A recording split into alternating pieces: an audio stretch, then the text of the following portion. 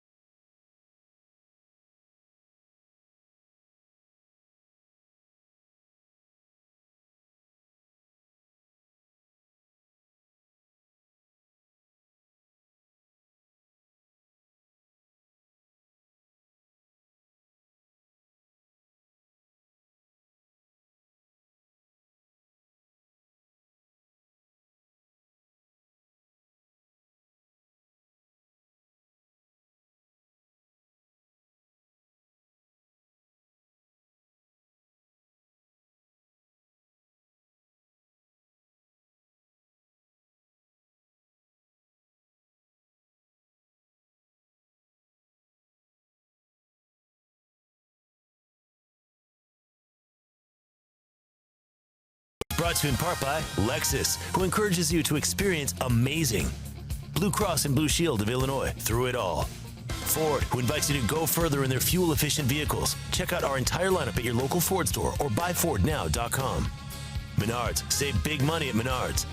And Southwest Airlines, yes to low fares with nothing to hide. That's transparency.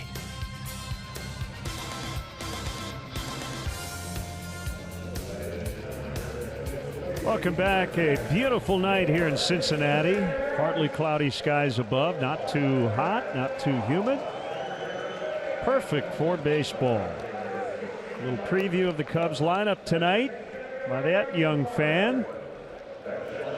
And let's look at the Cubs official Southwest starting lineup. John Jay is in center leading off. Ohio native Kyle Schwarber is in left. Ben Zobrist will bat third. No Chris Bryant tonight. He's day-to-day with the left-hand bruise. Anthony Rizzo at first. Alex Avila, the catcher. Tommy LaStella in for Bryant at third. Jason Hayward, couple of hits, or 3 hits rather, last night. Javier Baez is shortstop, and the pitcher Mike Montgomery. Reds defensively, it's a good group. Outfield, Adam Duvall. He made a big throw last night. He leads the league in outfield assists. Billy Hamilton covers a whole lot of ground in center. Scott Schebler can play a little center if need be. He's got a big arm in right. Suarez, Cozart, Peraza, Votto on the infield. Stuart Turner, a rookie, gets a start behind the plate. And on the mound is a 28-year-old right-hander by the name of Asher Wojciechowski. He's made 7 starts. He's appeared out of the bullpen 9 times. He's compiled a 3-2 record with a 5.36 ERA. 50 1/3 innings. He's allowed 54 hits. 12 of those have left the ballpark. So he's a fly ball guy. Works up in the zone with his fastball. That's a tough combination in this ballpark. Todd Titchener is a Nebraska native, 7-year Major League veteran. He's working home plate tonight. Adam Hammer is at first. Chris Siegel at second, and Bill Miller, the crew chief, over at third. Good to know Bill's working tonight. Remember, he took a pitch off the mask in the game last night. Cubs 67 and 57. Season high 10 games over 500. Now a 3-game lead in the division after the Brewers just lost in San Francisco. And here we go. Outside, ball 1 on John Jay.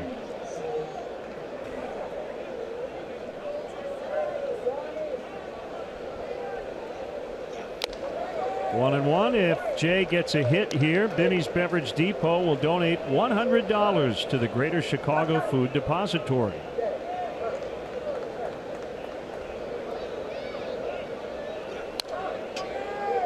John, last night, I didn't even know this at the time, he snapped an 0 for 18, and the reason it didn't feel like he had been in a slump because he has been taking his walks. But his 1 for 6, the 1 hit, snapped an 0 for 18. 2-2.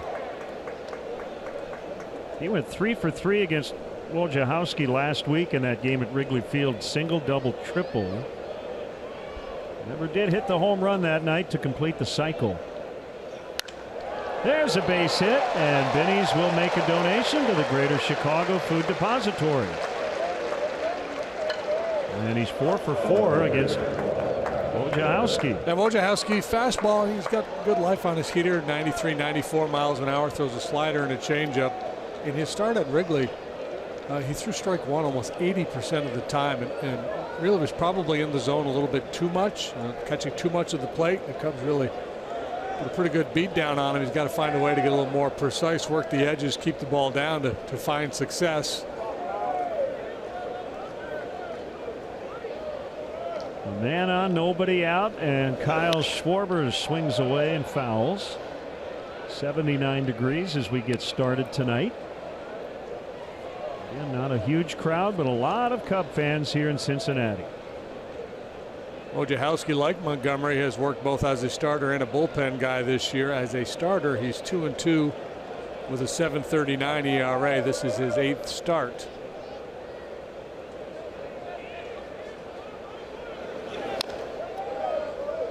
Tap foul, and it's 0-2 on Schwarber. So the Brewers dropped 2 of 3 in San Francisco. 4-2 Giants the final.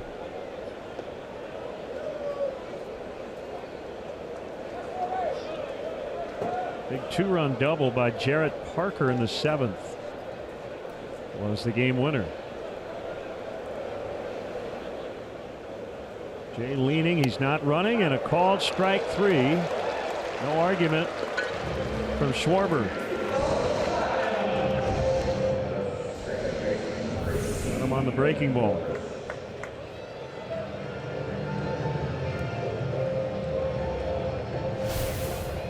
In terms of location, not a particularly good pitch, but obviously Schwarber was looking for something else.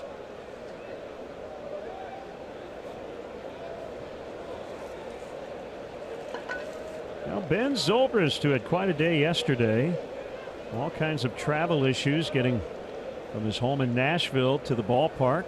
He was in the original lineup, then was taken out as he called and said, I might be a little late. And admitted it was a pretty stressful day.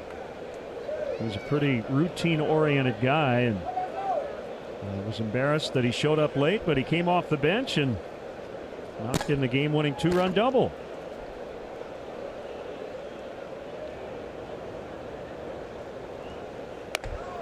Yeah, and you know 2-0. that felt awfully good for him because yeah, he was embarrassed, and it's never fun to show up late for work for anybody, but especially a big league ball player. But to come off the bench and do what he did, a measure of redemption.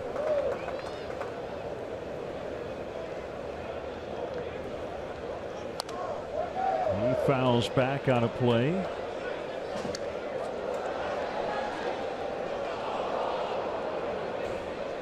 So season high 10 over, season high 3 games up in the division. Now they're in the stretch playing last place clubs. Leave here and go to Philly for a weekend set there.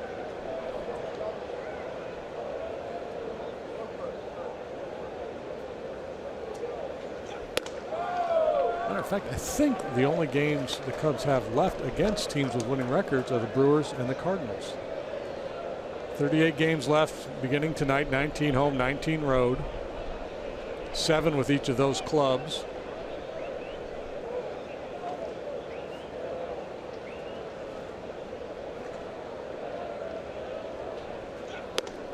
Ball 4, he walked him.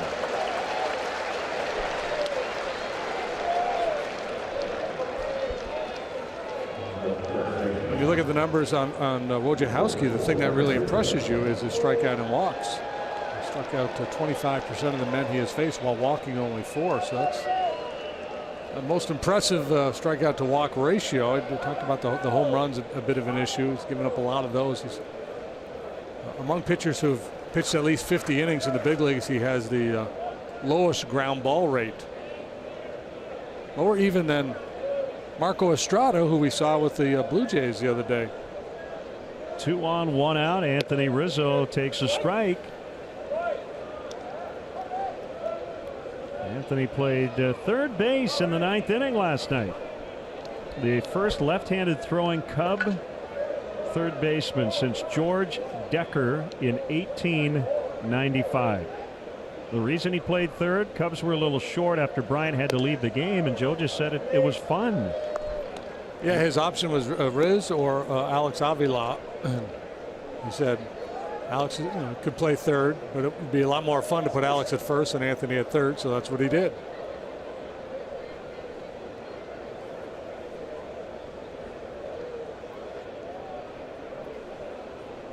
And his normal position, he's working on a nice errorless streak, 103 games and counting at first base. It's the longest by a Cub first baseman since Ernie Banks went 126 in a row without an error over the 1969 and 70 seasons.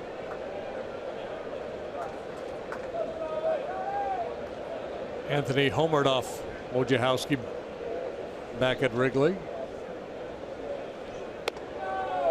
3-1 on Rizzo. He's done a ton of damage against Reds pitching this year. He's got a chance to set a club record for RBIs against the Reds in a single season. Hack Wilson knocked in 26 back in 1930. Anthony already with 23 on the year, and he takes ball 4 to load the bases. Well, this looks familiar. It does, and it was a really good spot for this offense last night. They went 5 for 5 with a sac fly and 7 RBIs with the bases loaded in game 1. They're hitting .366 on the year, and they do take their walks. That was going into today. So a fairly predictable occurrence. All the walks in what was the Reds pitching walk 9, I believe, in the ball game last night. They lead the National League in walks issued. They lead Major League Baseball in home runs allowed.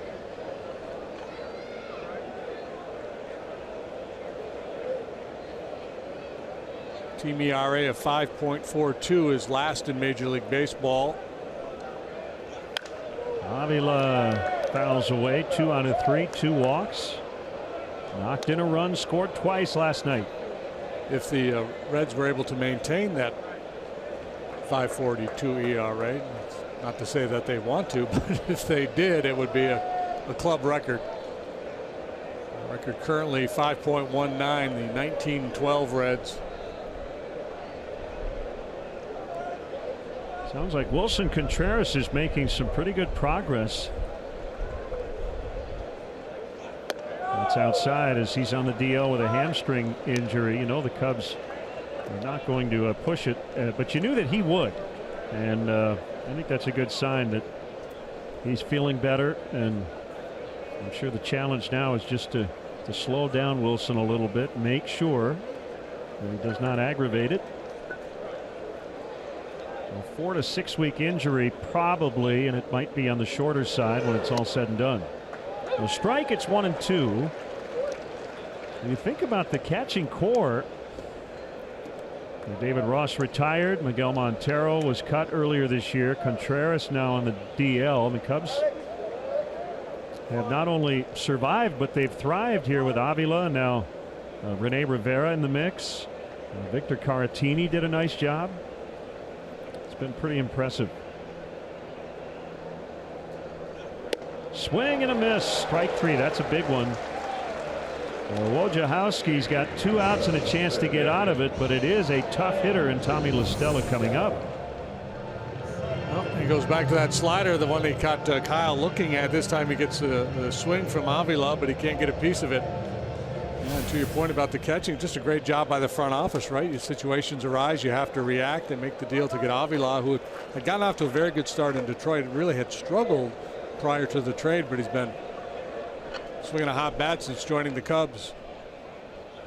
La Stella takes high for ball 1.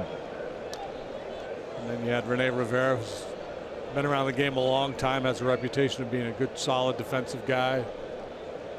It's a position you have to have depth. You have to have coverage at that position. A single and 2 walks in the inning. A 1-1 count on La Stella. There's Rene Rivera trying to learn this pitching staff on the fly. A little easier for a guy who's not as many years under the belt as he does. 2-1.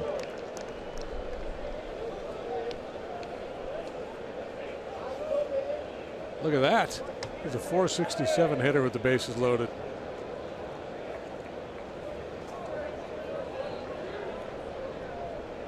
Here comes the 2-1 pitch. It's 3-1.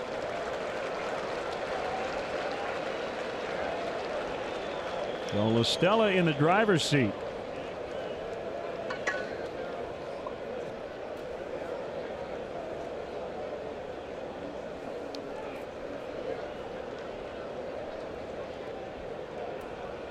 He walked him and forces in the first run. John Jay will score. 1-0 Cubs. This should be a little bit of a sense of deja vu over in the Reds dugout. Jenkins, the pitching coach. Saw a whole lot of Mac last night. Brian Price got the arms folded, got that, you got to be kidding me look about him already. They made a couple of moves before the game regarding their bullpen.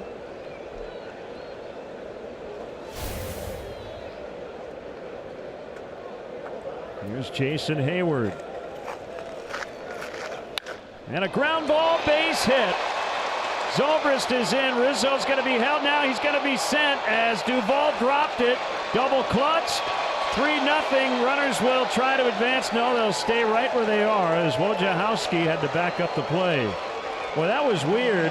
Rizzo was stopped by Gary Jones. Duvall dropped the ball. Rizzo then took off, and Duvall, I don't think, really saw that Anthony was running. Yes, he dropped the ball both literally and figuratively out there in left field, and the Cubs take advantage. So, you know, the walks and now a little sloppy misplay by Duvall. And you see in his haste there, doesn't get it cleanly. The stop sign had already gone up because when the left fielder's that close to third base, you know, you can't afford to send the guy very far down the line. So you have to make an early decision on this play. You see, there's the stop sign. There's the mishandle. Jonesy gives him the restart, but by the time Duvall realizes it, Rizzo scores. So single RBI for Hayward. Error on Duvall to allow Rizzo to score. 3-0. I was actually surprised Jonesy held him.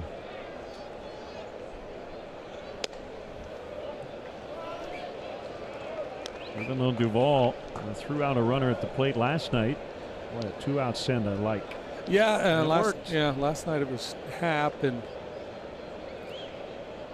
it was really shallow there. Well, I say it worked. He tried to hold him, but the ball got away from Duvall, meaning everything's got to go right for an outfielder to make that play. Yeah, and Tommy probably could have gotten to third base on that play too, and then Hayward would have gotten into scoring position himself. 1-1 on Baez. Sometimes guys on the bases become fans. You know, become spectators when you're watching a funky play develop. And that slider has been up a lot here in this inning. And he's gotten some strikes on that pitch. Normally you don't, or if it's a strike, it gets hit a long way.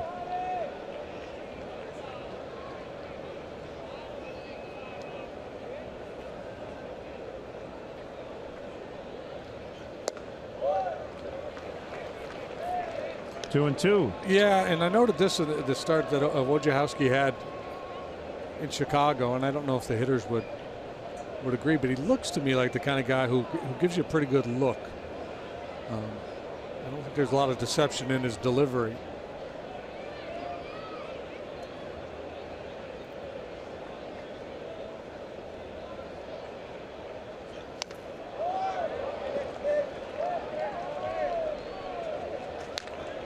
Baez tied the game with his 2-run single last night.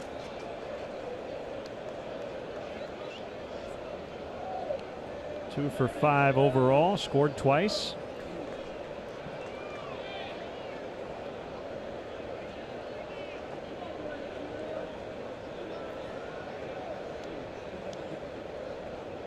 Yeah, that was a heck of an at-bat he had last night in the 7th when he drove in 2. I think he was down 0-2, I believe. And then got it back to full, and there was a number of opportunities for him to chase out of the zone, and he showed good discipline. Basically forcing Wandy Peralta to make a competitive pitch on 3 and 2, and he delivered the 2 RBI single.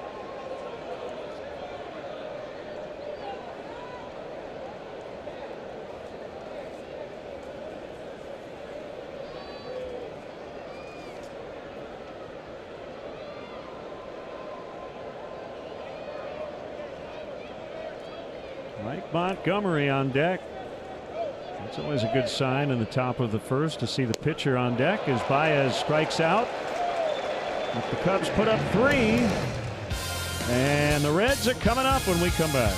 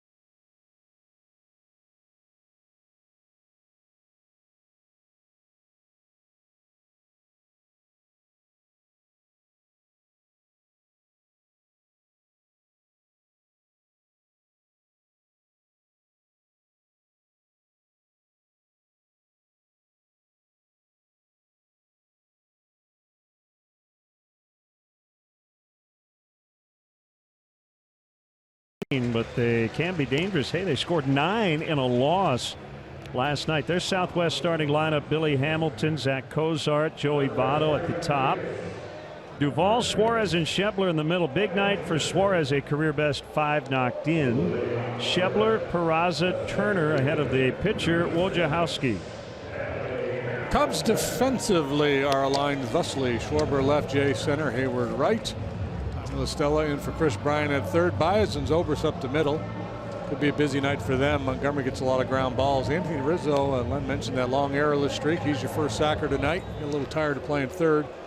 Alex Avila's behind the dish. Lexus starting pitcher for the Cubs is Mike Montgomery. Lexus experience amazing.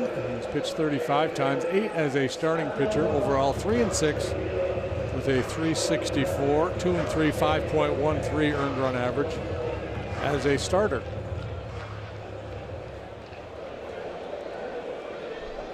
So he filled in for Kyle Hendricks earlier. Now spelling John Lester. Cornerman in on the grass against Hamilton, who looks at a strike.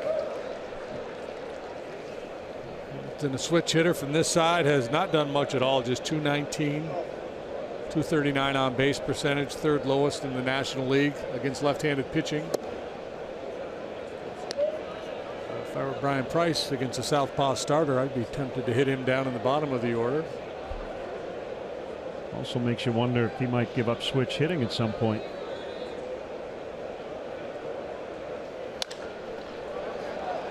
Baez charges and just gets him. Nicely done.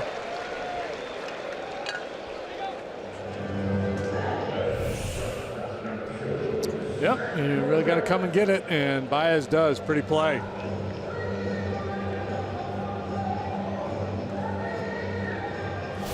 Here's Zach Cozart. I mentioned Wojciechowski being a guy who doesn't get many balls on the ground. Well, Montgomery's just the opposite. He runs a very high ground ball rate. Cubs are a very good ground ball defense. Typically a busy night, especially for the guys on the left side of the infield when Montgomery out there gets a lot of ground balls with that curveball. Low. 1-1. Talking with Chris Bosio before the game, he said, you know, it's a challenge for a swing man like Montgomery to get into a routine. You know, with the relievers for a few weeks, and you jump back into the rotation, and you're not quite sure week to week, day to day, what you're going to be doing next. A lot of his relief appearances have been longer stints, including a really impressive outing against the Reds at Wrigley Field last week. 4 1/3. Did not give up a run in that crazy game on Thursday. That deflects off his glove. Cozart will reach. Well, Cozart did not get down the line very quickly. I know he's dealt with some quad issues this year. And Baez nearly threw him out. Well, he would have been out a couple different ways. One, if Montgomery catches it, he's out, and the other one, if Mike lets it go, he's out, because Baez would have made the play for him. But none of that happened, so he's aboard with an infield knock, despite a very good effort by Baez.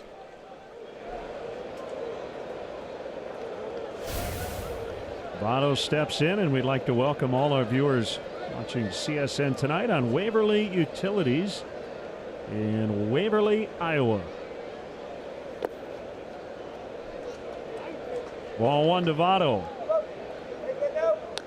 Yeah, with Cozart nursing that quad, and at the series in Chicago, they gave him a day off because they weren't playing him every day, and to ease him back in. You could actually, with Votto up there, play behind him at first base, especially with a lefty on the mound. You noticed something intriguing during batting practice yesterday. Joey Votto working on his diving. Yes, defensively. Yeah, he was out there. Well, he's taking ground balls, live during BP. He was reacting to balls off the bat. That's in the right.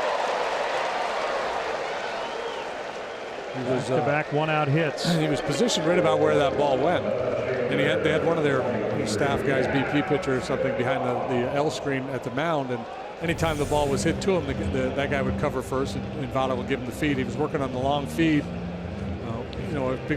As we see with first baseman playing so far off the line because of the shift from time to time. The other thing he was doing was working on his diving. The ball wouldn't even be put on play, and he would take 2 or 3 steps and just do a headlong dive into the dirt.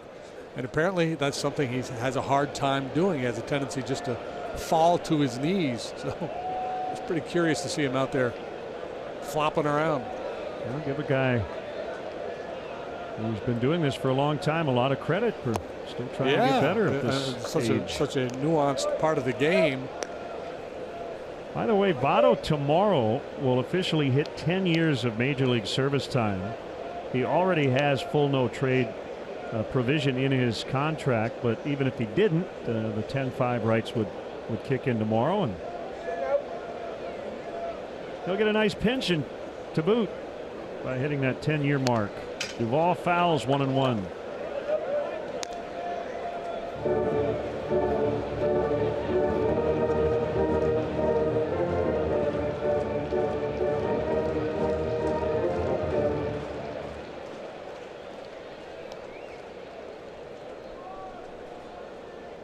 Just getting started. Cubs scored 3 in the top of this first inning.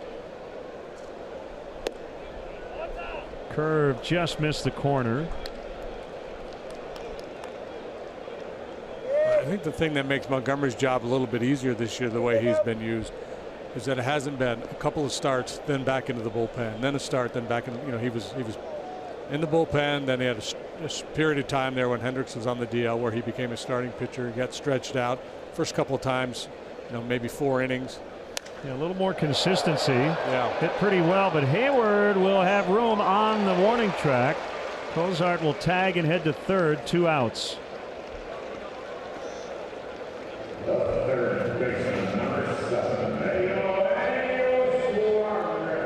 And it'll bring up Eugenio Suarez, who has had two homer games against the Cubs this season. 3 overall. Connected twice last night, knocked in 5. Yeah, and he's been really good against left-handed pitching. 421 on base, 549 slug. Good fastball hitter.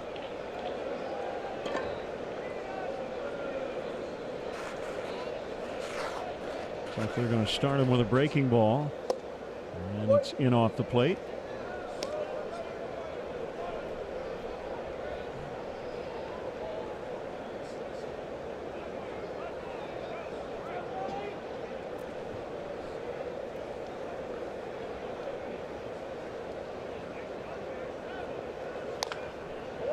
Change up that time.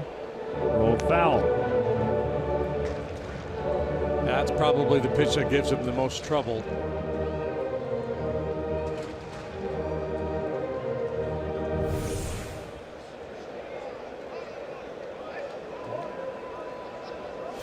Thrown off the end of the bat.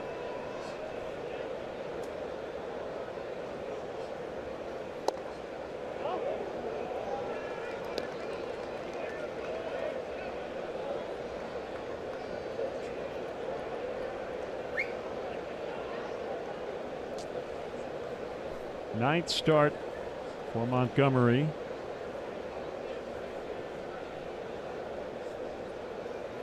Yeah, you look at the numbers and you go, well, he's clearly been better out of the bullpen than as a starter, and I agree with that to a point. But I'm more good than bad as a starter, despite an ERA up over 5. He had one real ugly one against Milwaukee, allowed 7 earned runs in 2 1/3.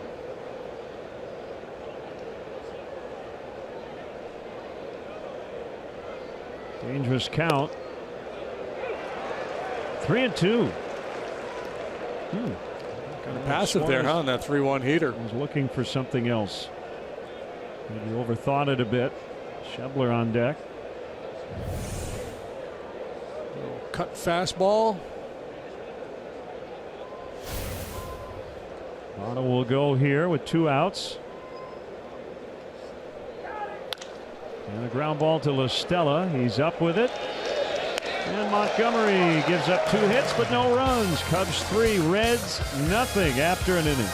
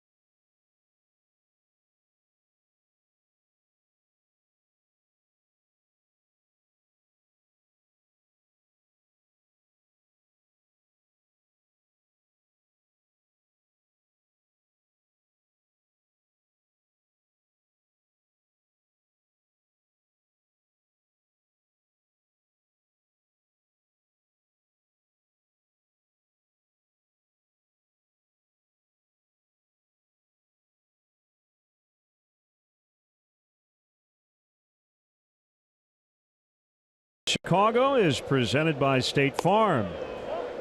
Ball 1 on Mike Montgomery. Cubs lead 3-0.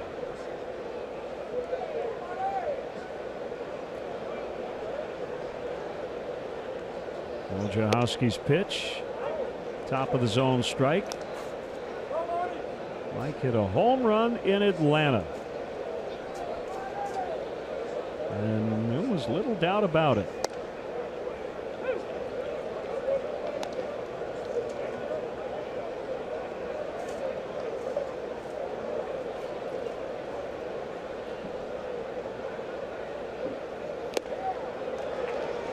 Strikes out. All the outs recorded so far by Wojciechowski have been strikeouts. We are nearing the home stretch, so make plans now to support your Chicago Cubs. Tickets are still available for the next homestand, especially for the Pirates series. Don't wait, get your tickets now at Cubs.com. I got a little something freaking me out a little bit here. What do you got? I'm looking out at Detective Wojo here. And I'm seeing very bright shoelaces or something on the top of his feet. Yes. Now, when I look on my monitor, I'm not seeing that. You're not seeing it? I'm not seeing the bright. I see it. Do you? No, not John Jay. Yeah, the pitcher. The pitcher. There you go. It doesn't look bright? When I look out here, they look vibrant orange with my. And when I look on the screen, I think that's what it is. I think it's just a little more muted on the screen. There's no way to convey this to our viewers because they can't see what we're seeing here in the ballpark.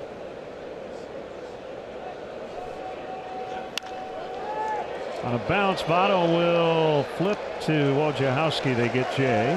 Had a chance to work on his diving and he didn't take it. Oh, got very good hands. He's had those great hands down there at first base. Can really pick it. By the way, Votto backwards is Otto the 5th. Here's Schwarber with 2 outs.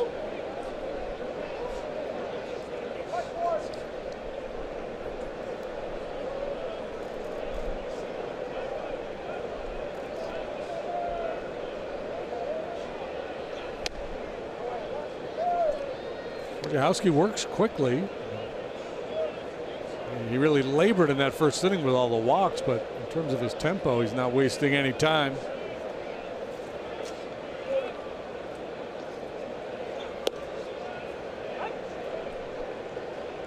1-1.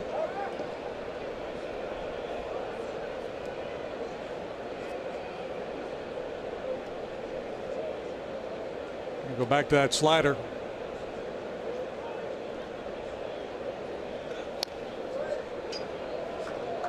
Kyle just able to get a piece. A ball and 2 strikes. On the Cubs left fielder. Came in at 202 with 20 home runs, 40 knocked in.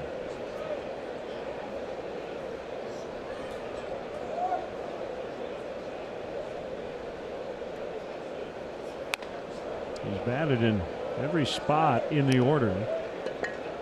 Started the year as the Cubs leadoff hitter.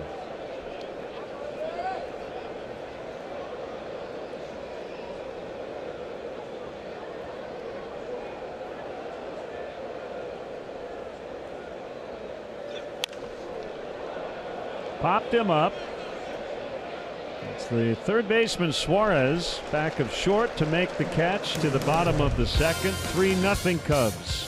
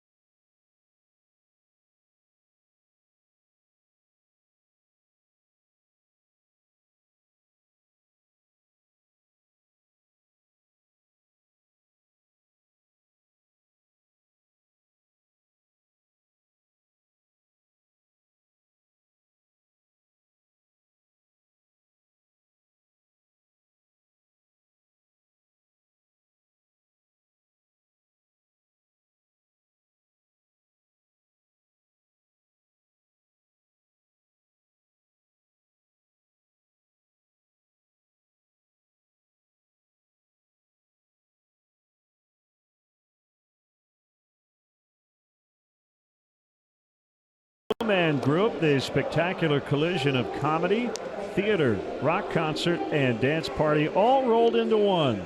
Catch our Boys in Blue at the Briar Street Theater. Call 800-BLUE-MAN or visit blueman.com.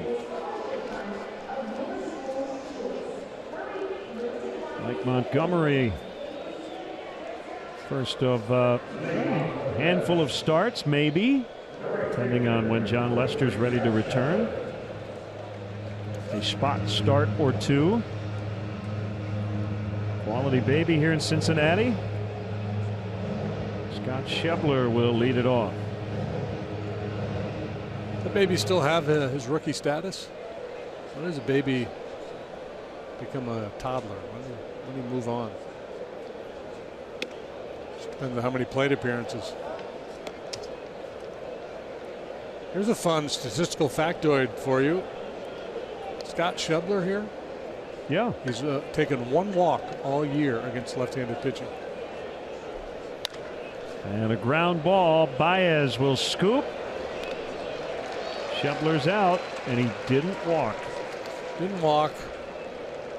A bit of a funk here in the second half. He spent some time on the DL, tried to play through a shoulder injury, and that may be what has really impacted his numbers, but hitting just a .123 since the All-Star break.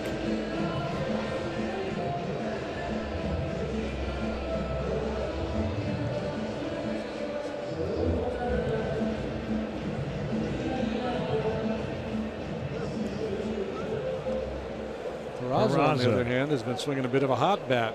He has. He's in for Scooter Gennett tonight. 355 over his last 21 games.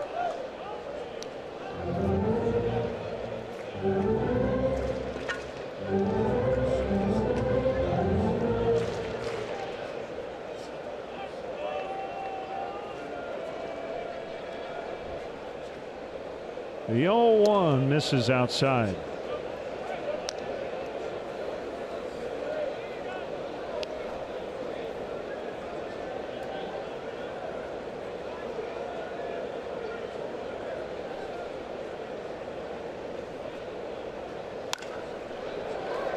Line to center. John Jay will make the running catch. Nice angle on that ball. He was shaded the other way on Peraza.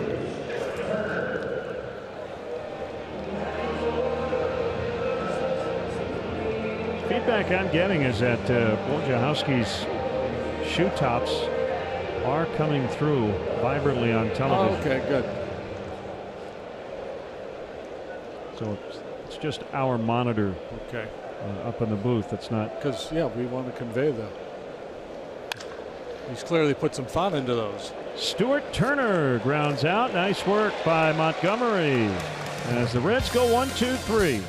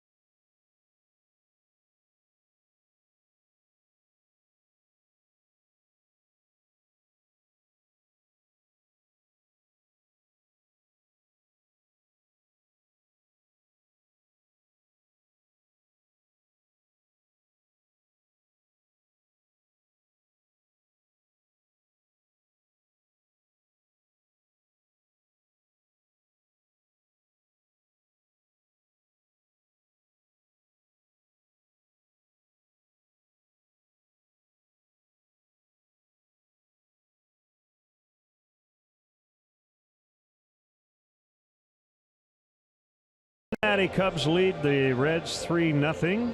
They got an unearned run as part of those three. And yes, this is your night if you're into really long surnames.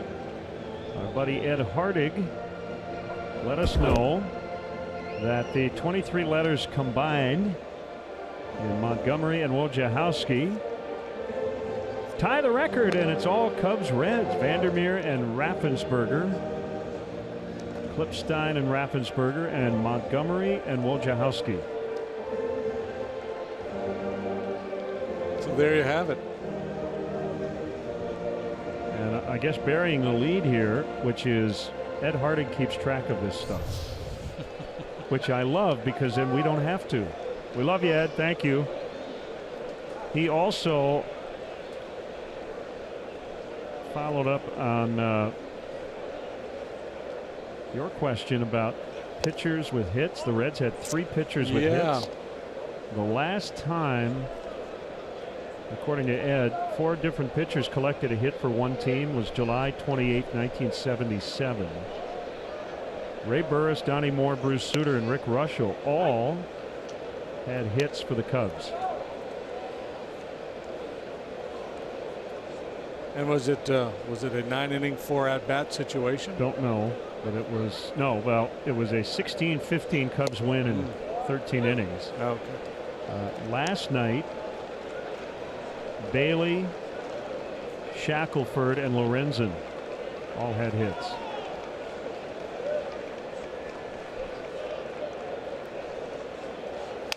Zobrist grounds to first. Fair ball. It takes Votto into foul territory, and he'll get it to the pitcher in time.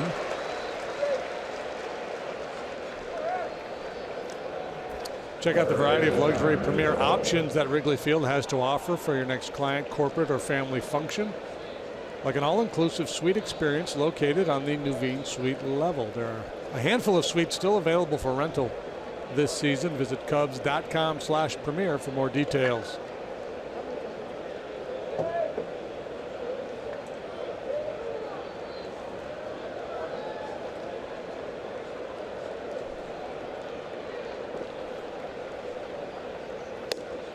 Wide on Rizzo, ball one.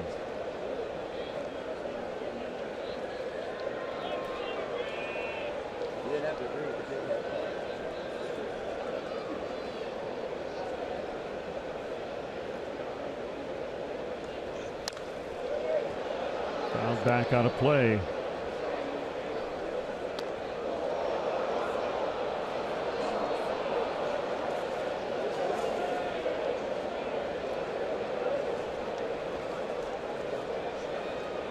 Well, let's see. What else do we have on Anthony Rizzo? So many good notes. Mentioned he played third last night. He's got this long errorless streak.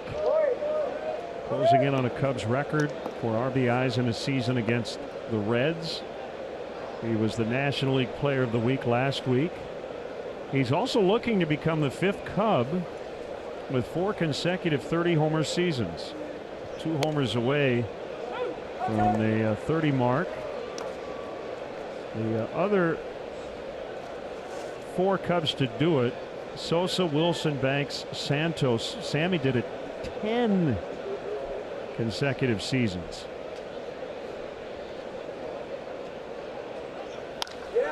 That one hit a ton, and it'll get to the wall. Rizzo to second. He's got a double. 2 more reaches tonight. Yeah, just absolutely incredible. The role he is on and the damage he has done against this team this year. Stays back on that little baby slider and just hammers it out there straightaway center. A little bit left to straightaway center field. I'm guessing my prediction is he'll head back to Chicago with those 30 home runs in his back pocket. Between here and Philadelphia, he's going to get a couple more.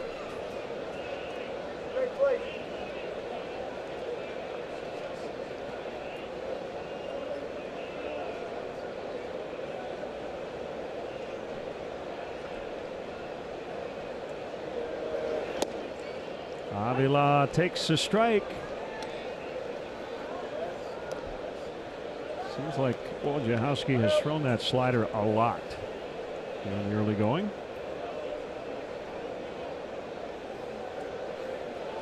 He has a changeup, and he may have thrown one, but I don't remember seeing it. Fastballs and sliders.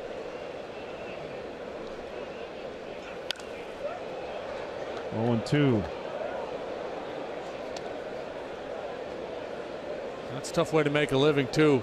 It's a powerful lineup, especially with all the left-handed bats that the Cubs are throwing at him here tonight. If you don't have a good off-speed pitch, get him off that fastball slider combination.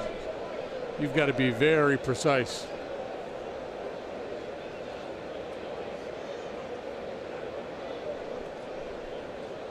He's a rookie. Their catcher Turner's a rookie. There's a bunch of rookie pitchers the last couple of seasons.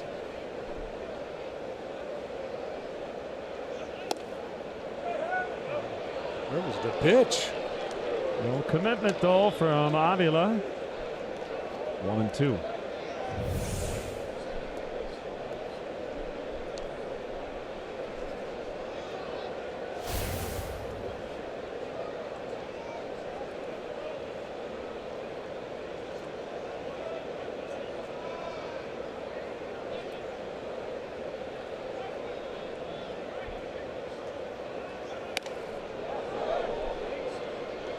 And he held again, this time mainly trying to get out of the way of the pitch.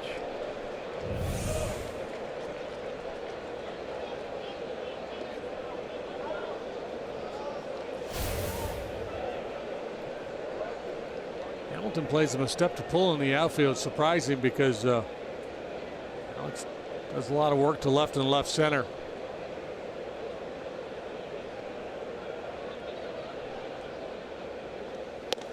Swing and a miss. He fans him. for the second time.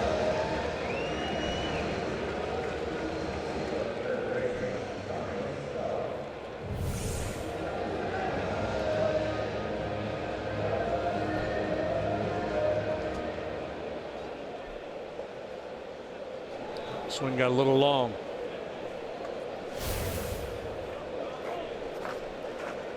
Stella took a bases loaded walk for the Cubs' first run.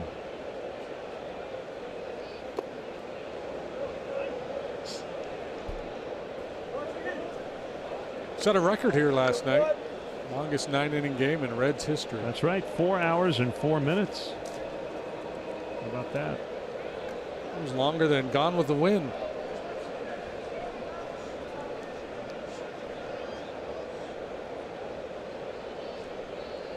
One-zero pitch. Catcher's interference. And yeah, La Stella on the swing caught a piece of Stuart Turner's mitt. So that'll be a no at bat for La Stella. CI if you mark it on your scorecard and give Turner an error. Jacoby Ellsbury, right, is really good at getting the catcher's interference call.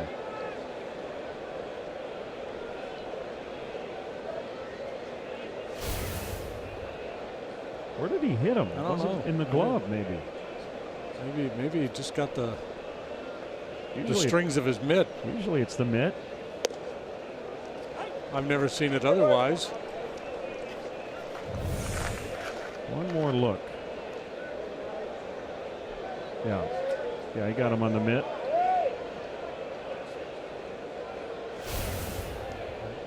Couldn't really see it, but you could tell by Turner's reaction. That ball hammered into right. Rizzo coming around third. He will score. It's 4-0. Jason Hayward has 5 hits in the series. He's knocked in 2 tonight.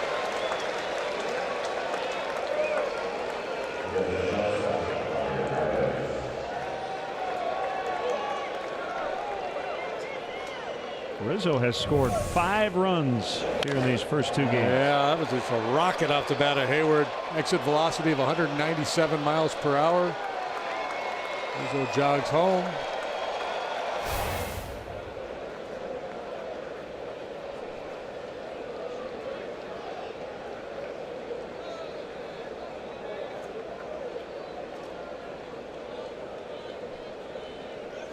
Baez swings and misses.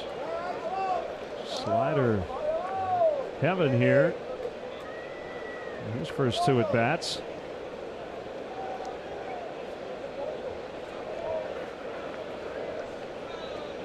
Well, it would be more heavenly if he hit an elevated one into the upper deck and left.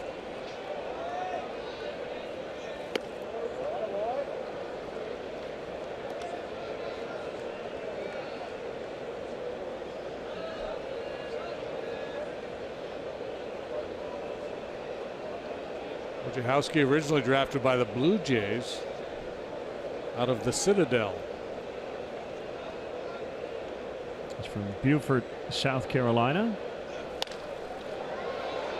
And he gets Baez to pop it up. Suarez makes the catch. Cubs add to their lead. It's 4-0 early.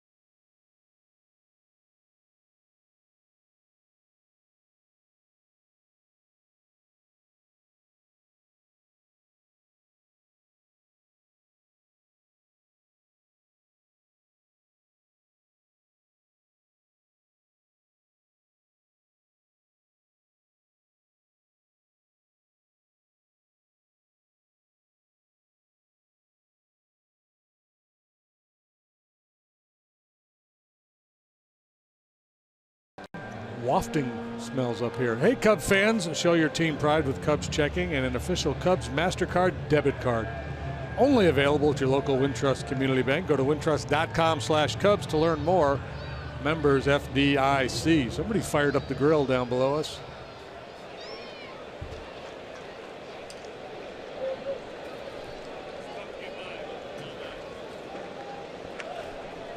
Mike Montgomery working with a 4-0 lead. And a pitch to Wojciechowski. Here's a strike. Dart at the knees to get started. Yeah, we talked about Wojciechowski's background last week. Family lived in Romania a bit when he played Little League he was over young. there. Father was a pastor, so he was on a mission at that time with the family. Spent some time in the Dominican Republic.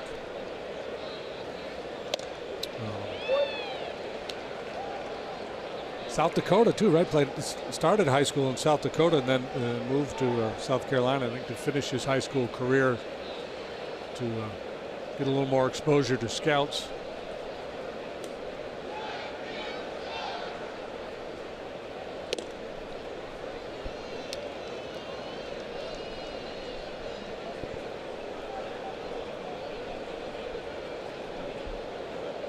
Cubs are 15-4. in their last 19 on the road.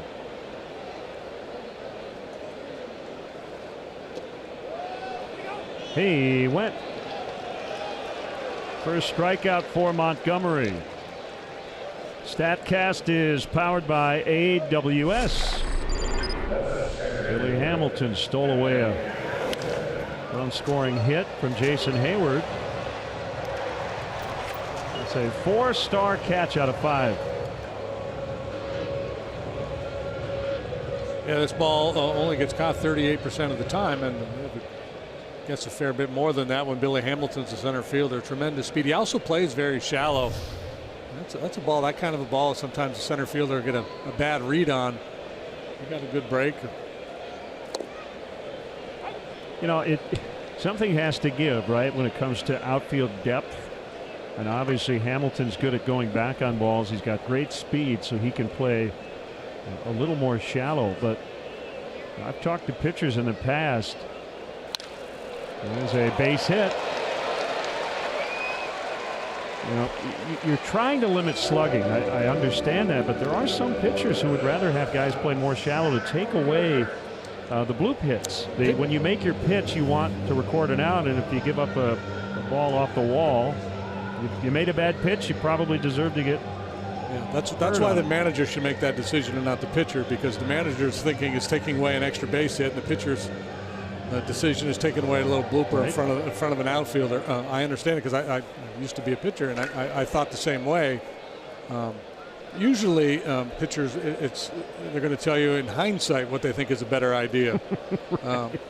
Why was he playing in? Why was he playing back? If they're one-hopping the ball off the wall all night, you're thinking, man, we should be playing deeper. If they're dumping them between the infield and the outfield, you're going to scream at somebody because the outfielders are too deep. Well, you know, that's the other interesting question, is the idea of the shift now.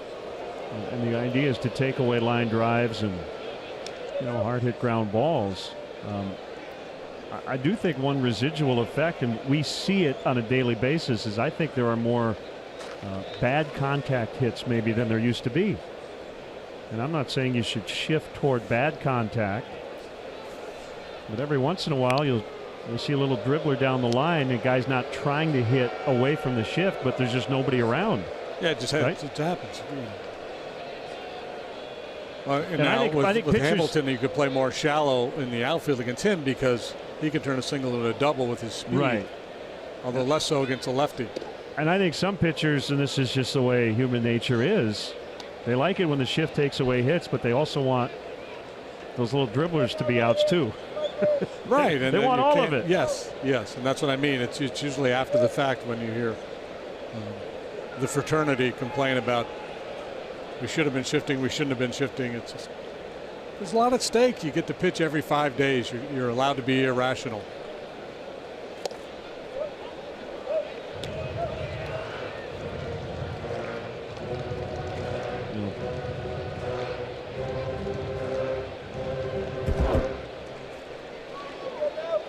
been the man. He's still trying to lead the majors, though, for the first time. He's been in position to do so and then has gotten hurt late. As he takes off, and he makes it. So he's 2 out of 3 against Avila here in the series. The left-hander on the mound is going to shut him down a fair bit. That's his 8th stolen base against a left-handed pitcher this year. He's been caught 3 times. He anticipated first move nicely there. Got a real good jump. Last night he did not, and they got him.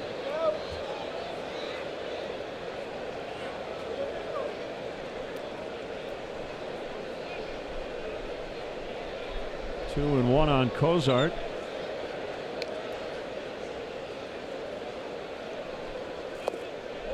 Make it 3 and 1 with Votto on deck. Tough part of the order here. Yeah, and that's a great example of, the Hamilton speed, how he's a game changer, and you allow him to run even in situations where you might think it's not a good idea. Down 4 runs in a home run ballpark with guys with legitimate power coming up. Normally you would say, you know what, just go station to station here. We'll let the inning play out a little bit and let these guys try to knock the ball out of the ballpark. But he is so fast, you tend to just let him do his thing. All 4.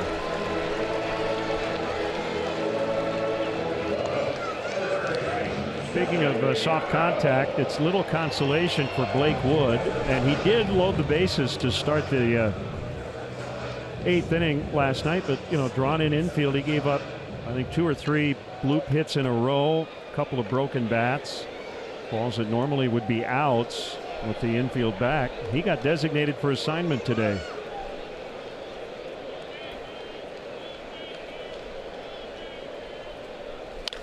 Votto bounces foul.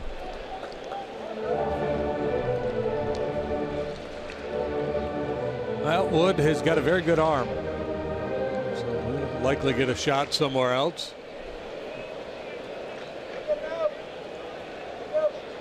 The narrative for most of the year here is bad starting, improved relief pitching over last year, but lately the bullpen's been sucking gas a little bit too for the Reds.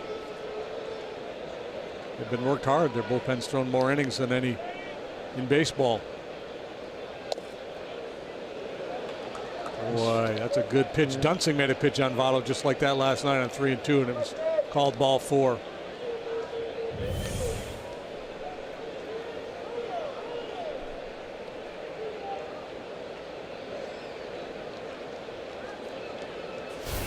It kind of feels like it could be a big moment. Cubs are up 4, but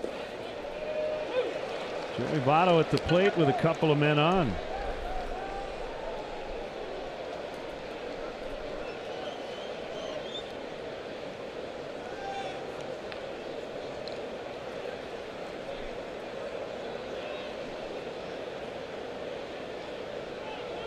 Really chokes up.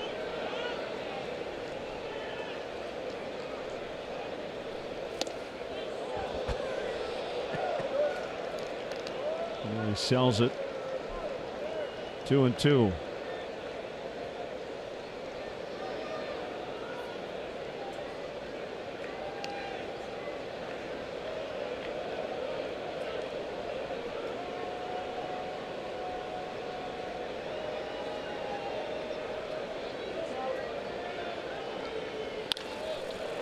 Backhanded play, Baez. They will turn it. Oh man, Javi Baez. 6-4 to 3. Pretty good. This guy continues to perform magic.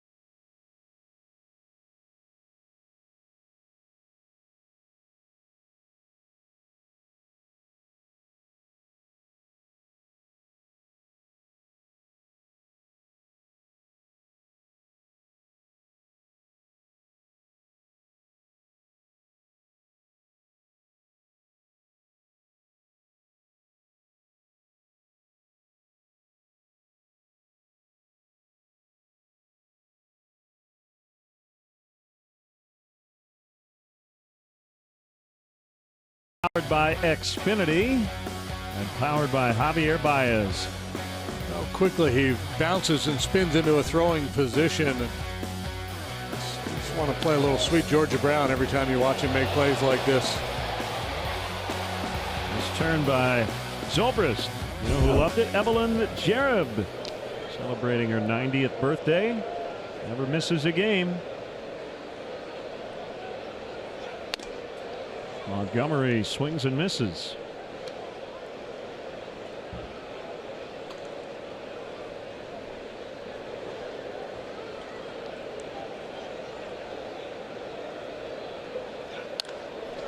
Late swing that time.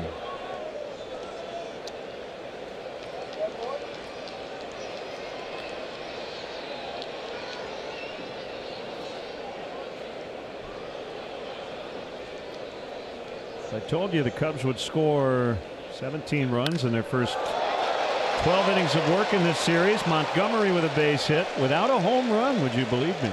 Well, I would believe you. If I did a true or false, the Cubs have, you know. Had I not seen that, no, I would have gone, no way. Kidding me? Great American Ballpark with the Cubs. That's called making an adjustment there for Mike Montgomery. He was about a week behind the previous fastball, and that one jumped all over it.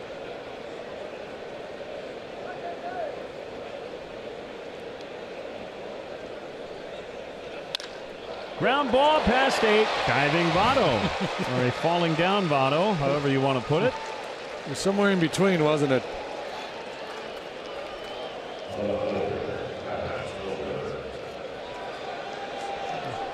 Like a tree that had been felled by an axe. Slide. Gets a little flat-footed. Yeah. It was divish. Yeah, it was divish.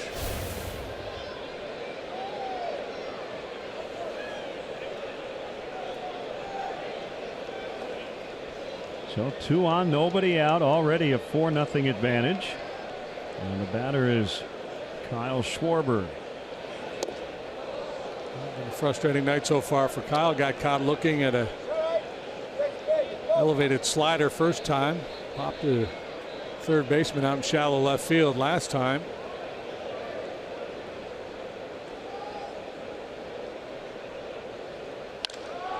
Driven to deep left. There's the home run. 3-run shot, Kyle Schwarber. Cubs lead 7-0. Bill Miller made the call at third. The Reds think the ball may have stayed in. Yeah, the call came late. Miller was looking back over his shoulder at Chris Siegel, the second base umpire, to see if he had a good look at it. I don't think either guy was really sure. And Miller finally made the home run signal.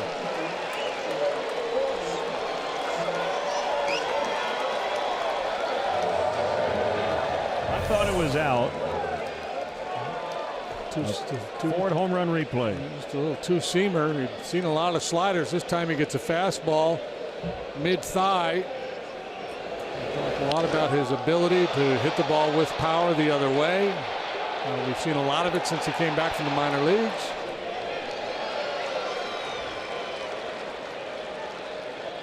Yeah, I think it hit that railing behind the padding on top of the wall. It wouldn't bounce like that. Yeah.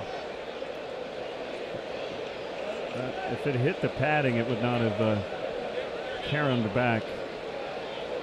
No, the coefficient of restitution of the padding is nowhere near as.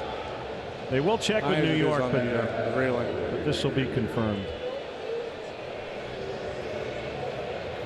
Well, here we go. Single long ball. Cubs posting another football score here after 13 last night, 7 tonight. So this is, in total, these two teams had scored 59 runs in the season series going into last night's game. Well, if I told you the Cubs would have scored 20 runs without a home run, you would not have believed me, and say no for good way. reason, because they just hit one. This is a crew chief review. It is a border call.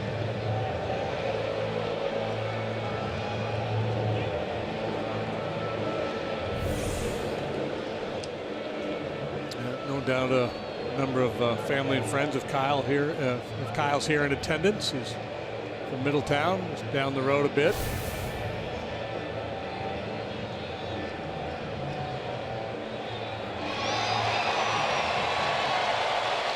So now they'll celebrate in the dugout.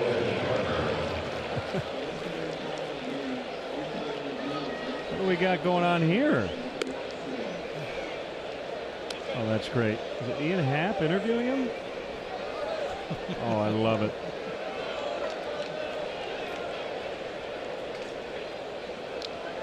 What did I tell you? I wanted to make a documentary on guys talking about their home runs in the dugout. So Ian Happ stole my idea.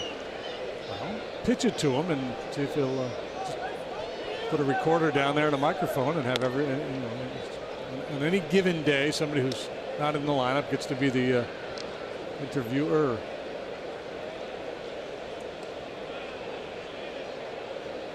That's a nice twist on the post home run celebration. See, everybody wants to be a broadcaster. Now we know. I love he's got the finger over the ear. It's his fastball.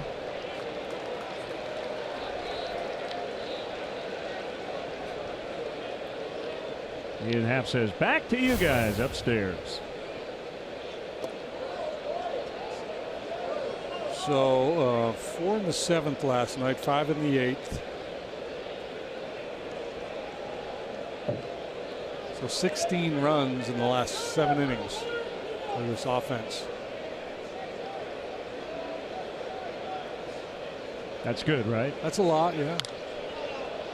Zobrist pops it up.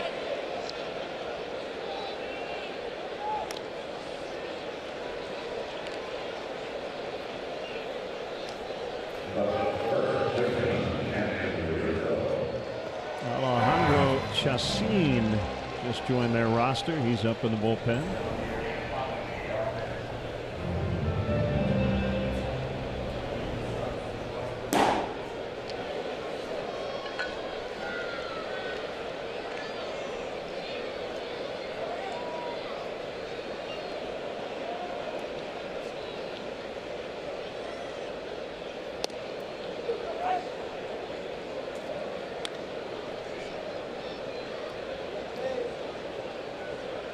Walk, double, 2 runs for Rizzo.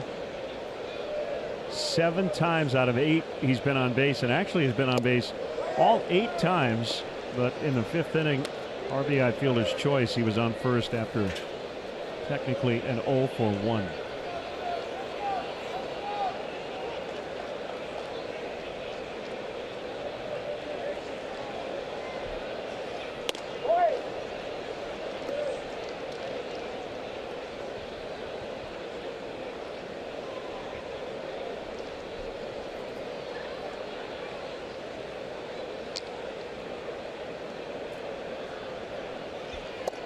Swing and a miss. Rizzo strikes out.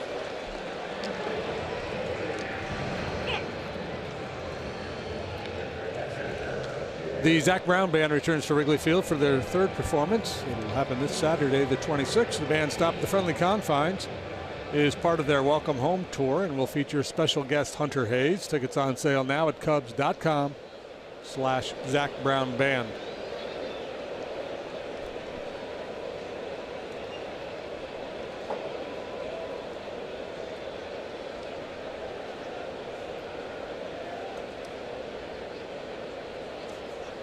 Avila's struck out both times, but Cubs still have plated 7 here into the 4th inning.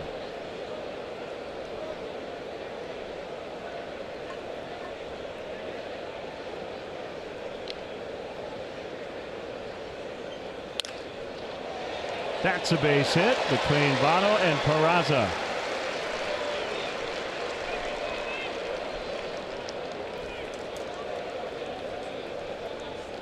Might be it. It is it for the starter. Here comes Brian Price.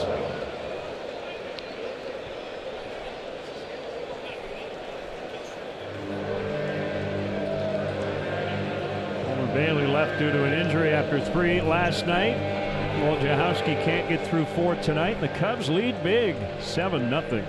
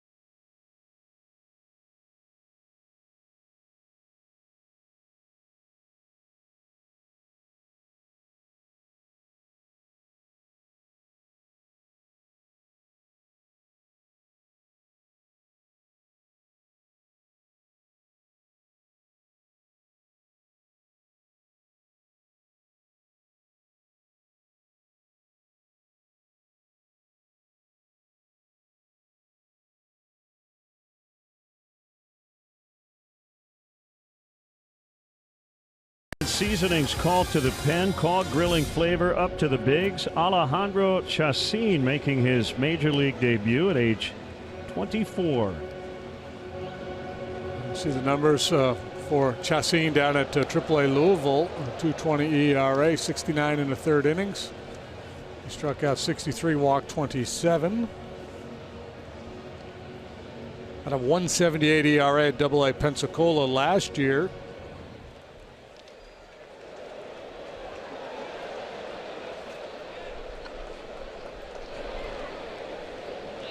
So he is the 12th red player, 9th red pitcher to make his major league debut this season. Strike called on Tommy La Stella. On twice, bases loaded walk. Catcher's interference, and Chacin threw that ball out of play. They'll hang on to it. His first major league pitch. Is that a thing? Well, I think Stuart Turner kind of asked him to do it. Huh.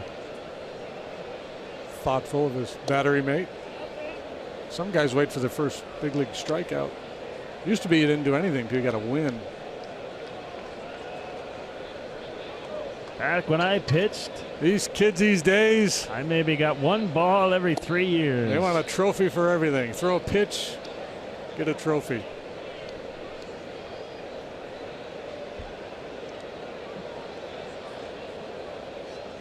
These guys, they get 2 pairs of shoes every week. I wore 1 pair of shoes my whole career, and I liked it. And we liked it.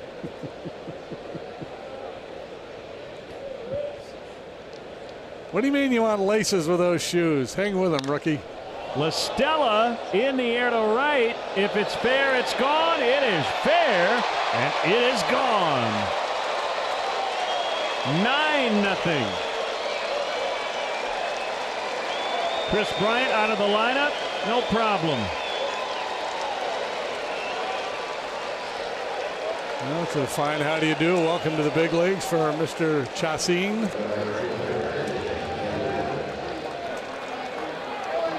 Second home run of the inning. Schwarber goes the other way. La Stella pulls his. It's number 3. It's a Ford home run replay. By golly, he buggy whipped that one. No catcher's interference this time.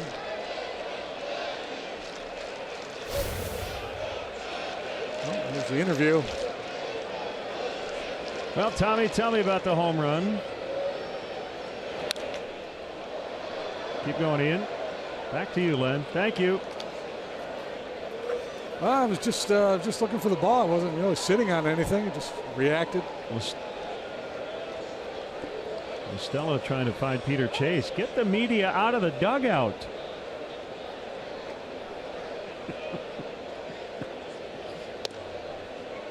Ball 1 on Hayward.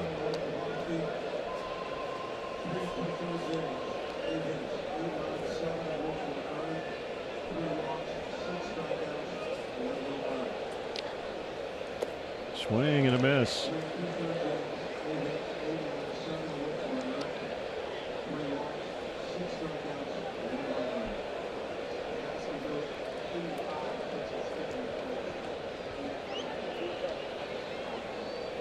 Wojciechowski's line, 3 2/3, 8 hits, 8 runs, 7 earned, 3 walks, 6 strikeouts. Called strike 3. We go to the bottom of the 4th. It is all Cubs once again. Couple of homers in the frame. Schwarber, 3-run shot. La Stella, 2-run blast. Cubs lead 9-0.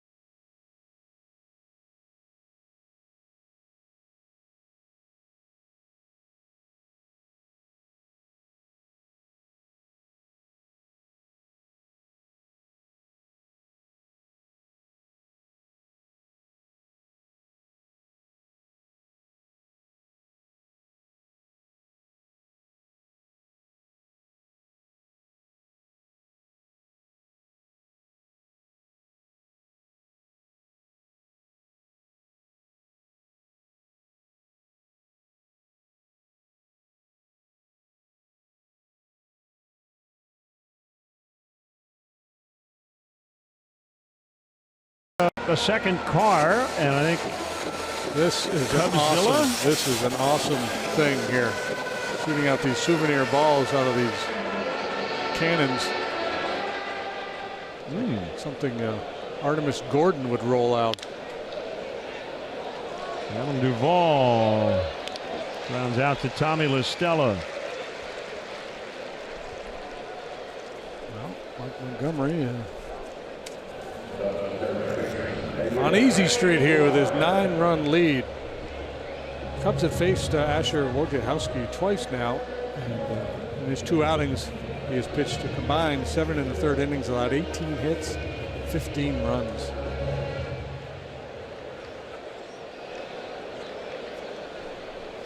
Next time he's scheduled to face the Cubs, he might, you know what, I'm good.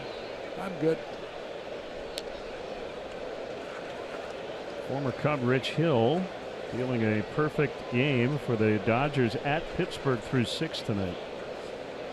Scoreless tie. So we'll keep an eye on that one.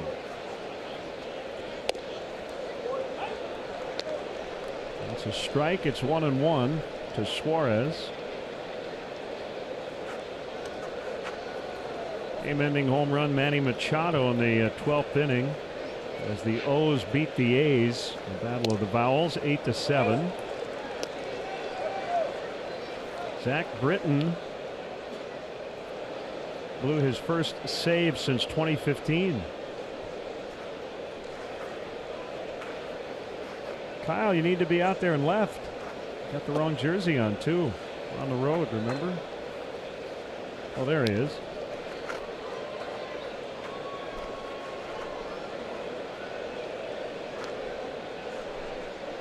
Jackie Bradley Jr. of the Red Sox goes to the DL with a sprained left thumb, and the Red Sox went out and acquired Rajay Davis from the Oakland A's.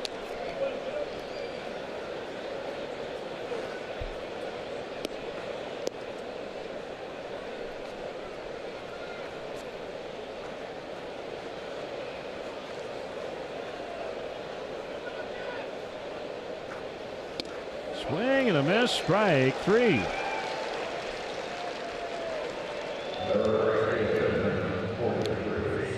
Challenge for the Reds hitters at this stage of the ball game is to try to just have quality at bats. I think the tendency when you get in a blowout situation like this, and they've been in a lot of them this year, so it's got to be a little frustrating for their hitters. And it's a good group, but you can see where you just kind of go, I'm just going to air it out, try to hit the ball over the wall. And sometimes in a one-sided game like this, you'll see the quality of the bats really go downhill. Inside on Schebler.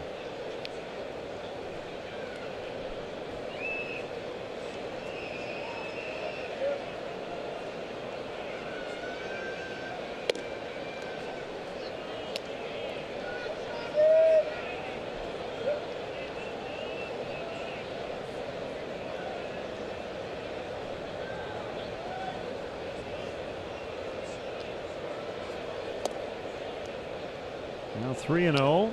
That one looked like a pretty good pitch. Didn't get the call. As I mentioned, Schebler's only taken 1 walk this year against left-handed pitching. This could be epic.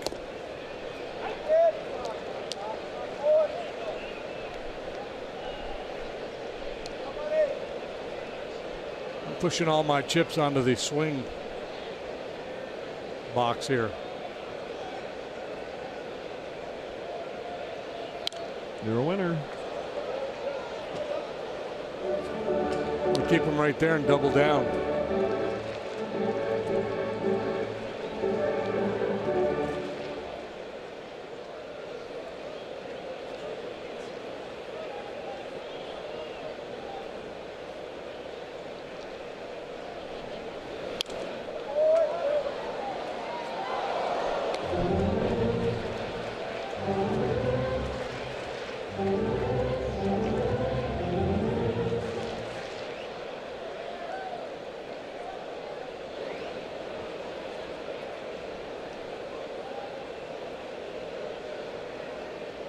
Another 3-2. Bounced right back to the pitcher. Let's go to the fifth. Cubs 9, Reds nothing.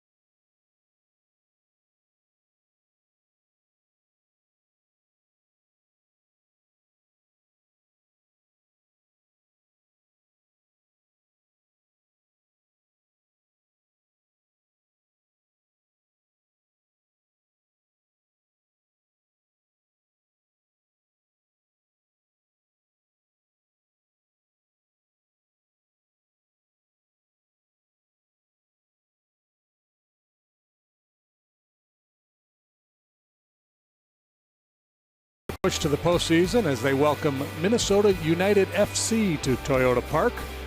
Watch as your third place Fire try to gain some ground in the standings. Coverage begins at 7 with Chicago Fire pregame live on CSN Plus. Sugar on a stick. Life is good.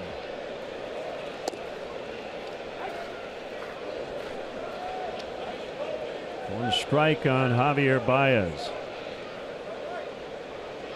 3 in the first, single run in the third, 5 in the fourth. All right, top carnival / fair food. I'm all about the elephant ear. Like the elephant ear? Yeah. The caramel apple. Caramel apple was always big. I'm getting a vote for fried Oreos. I've never tried that. Yeah, the fried Twinkies. They've really expanded the menu. It's really good to load up on all that and then go spend about a half an hour on the tilt-a-whirl. Prefer my Twinkies sautéed.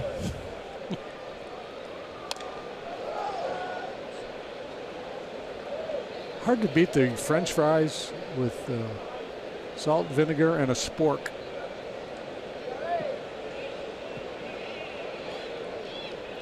Maybe with a turkey leg.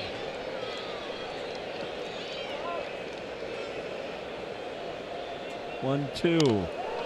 Pulled into the left field corner. Foul. Just foul.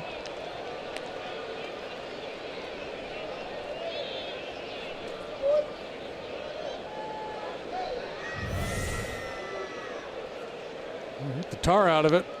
Clearly foul.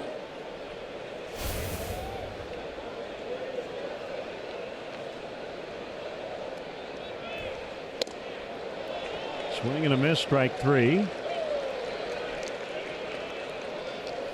So Chacin, after giving up the Listello home run, first batter he faced at this level, has struck out the next 2. And it brings up the pitcher Montgomery, 1 for 2 with a run. He turned 24 this summer, did Chacin. He's from Venezuela.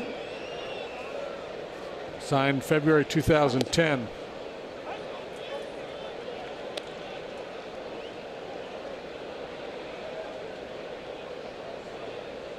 Southern League All-Star last year, Baseball America Class AA All-Star. Votto's got it. Unassisted. Time now for our Quicken Loans Rocket Arms. And here it is.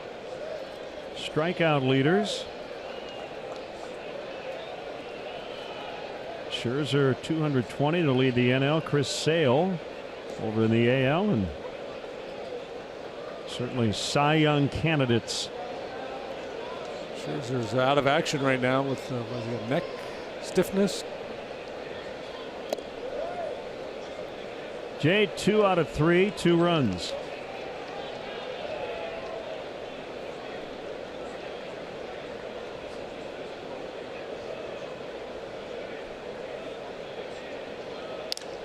That's deep. Right field, and it is caught up against the wall. Schepler makes the play. 9-0 in the 5th.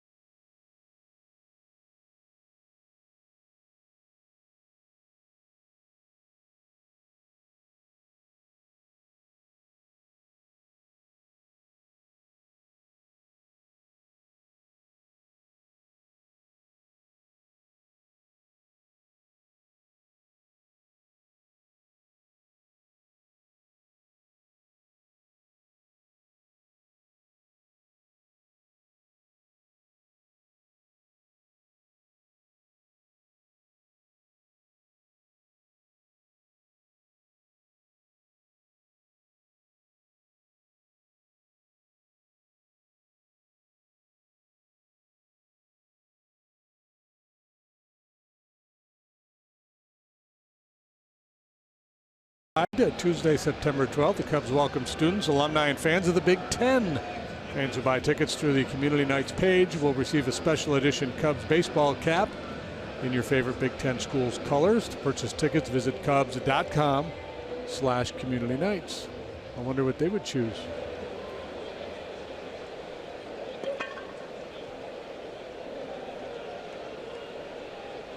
Getting a lot of good responses on favorite carnival food. Deep fried butter. Is that a thing?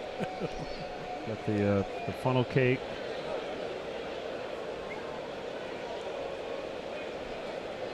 You know, if you fry it, I'm usually in. So if we could fry baby kale, I'd be the healthiest guy ever.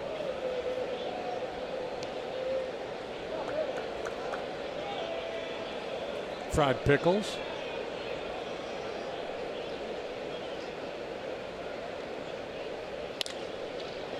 Backhanded Baez for the out.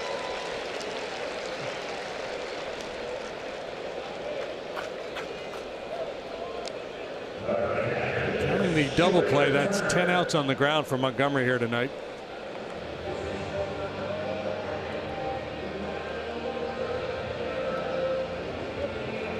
Here's Turner, a Rule 5 pick.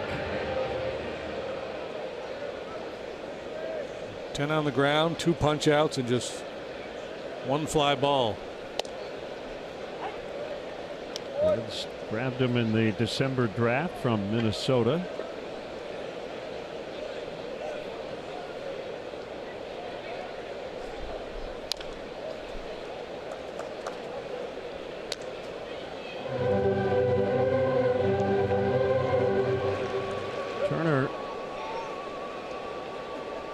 April, started in his major league debut along with right-hander rookie Davis. First time in Reds history that the Reds starting battery mates were both making their major league debut. Assuming Mr. Davis compiles some more big league time at some point in his second season, he's going to have to change his first name, right? Sophomore Davis.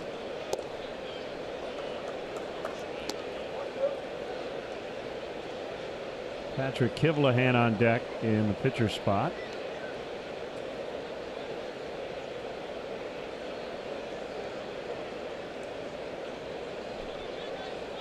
Hey, what do you know? Going to miss on a changeup. Changeup, yeah. What do you know about this Hoskins?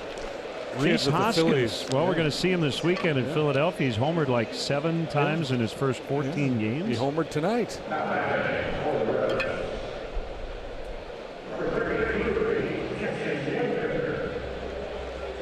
It'll be Jesse Winker, not Kivlahan.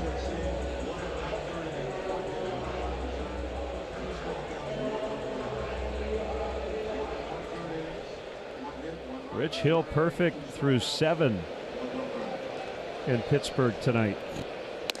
Mark Leiter Jr. pitching for the Phillies tonight has a no-hitter through 5 against the Marlins.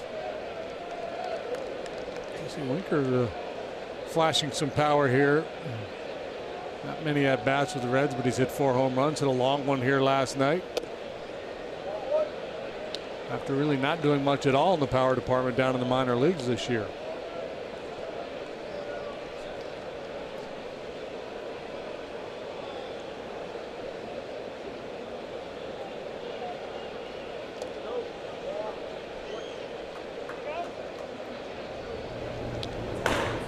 The Chacin kid making his debut.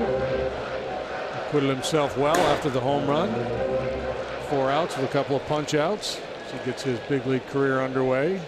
Luke Farrell, son of Red Sox manager John Farrell, up in their bullpen. 2-2 on Winker.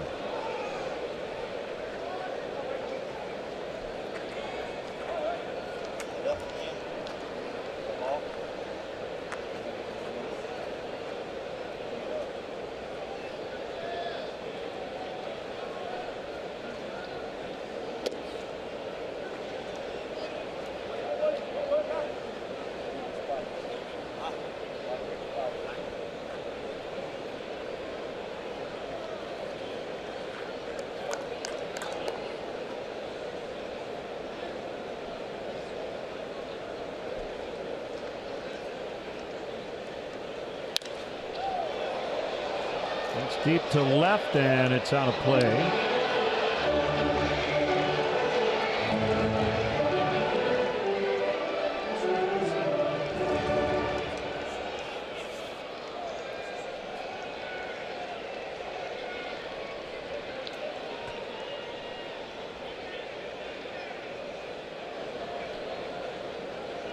Montgomery has given up 3 hits, all singles. Working with a big lead here in the 5th. Bloop to left for a base hit. That's their 4th single of the night.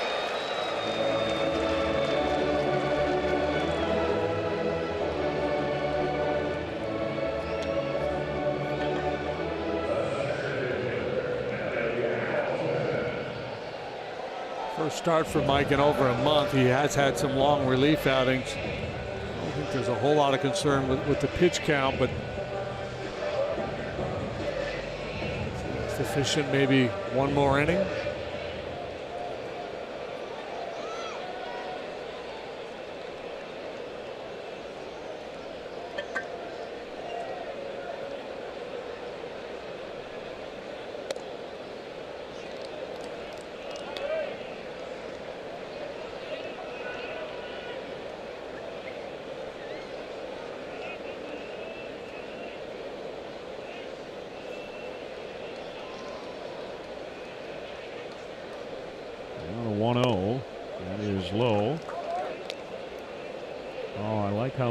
Thinks on Twitter, said, wouldn't the first Reds game ever have had rookies in the starting battery?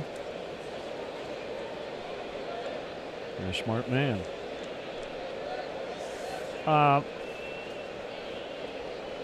You would think back in 1876, the Reds were kicked out of the NL. In 1880, they rejoined in 1890. Although the rookie designation may not have really existed when the National League started, right? They might have considered guys who played in earlier leagues to have had professional experience and therefore not rookies. I think Larry ought to research that.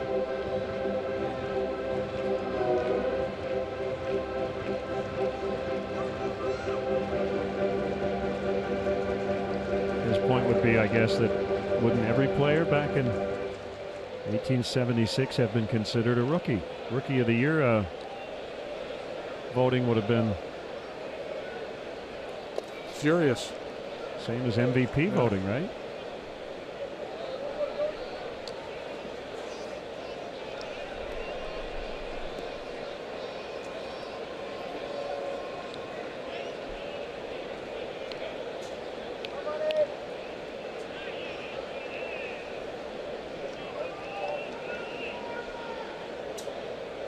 Three and two on Hamilton.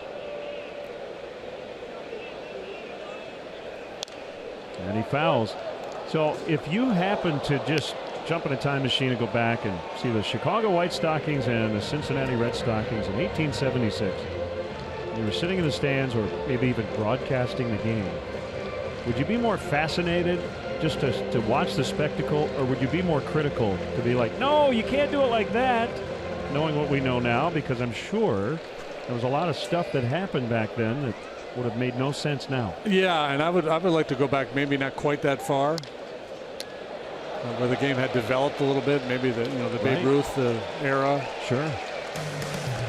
Well, we can dream. 9-0 Cubs.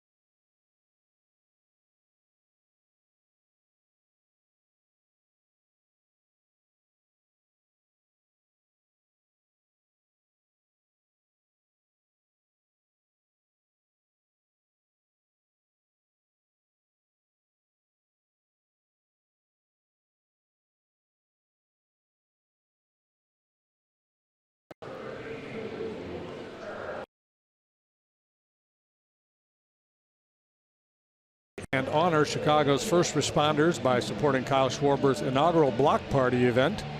Sunday, September 10th. The event will feature premium meats, straight off the flame, delicious appetizers, signature cocktails, and an exclusive live and silent auction. Guests will play lawn games, listen to live music, and hang out alongside Cub players and first responders. To buy tickets, visit Cubs.com/blockparty. Schwarber will lead it off against right-hander Luke Farrell, 6'6", 205. He is the son of Red Sox manager John Farrell. One of his brothers, Shane, is a Cubs area scout, and another brother, Jeremy, is the hitting coach in the Cubs system at South Bend. It is a family affair. Yeah. Well, Farrell, Louisville, Omaha, and Oklahoma City this year combining to post those numbers. 7-6 with a .485. Made one appearance with the big club in Kansas City on July 1st. Started game one of a doubleheader, went 2 2/3 innings, allowed 7 hits, 5 runs. It was his only day as a big leaguer until now. Swing and a miss by Schwarber. He hit a 3-run homer to left in the 4th.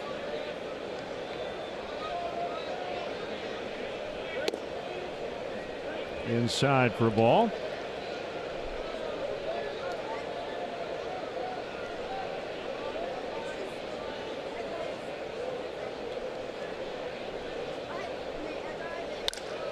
That one drilled right to Hamilton. You can follow, and you should follow, Patrick Mooney, our Cubs insider, at CSNChicago.com, presented by Nationwide agent Jeff Vukovich. Go to jeffvuk.com or follow him on social media. Nationwide is on your side.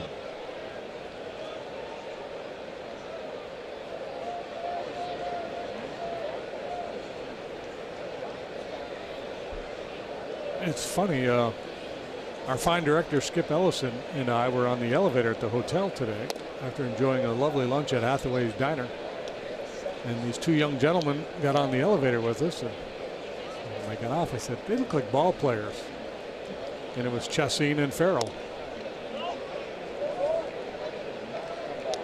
You knew about the roster moves before they were announced. I didn't know who they were. I was just guessing that they were ball players, and then I got here today and got this news. And I said, that's who it was. That's a strike.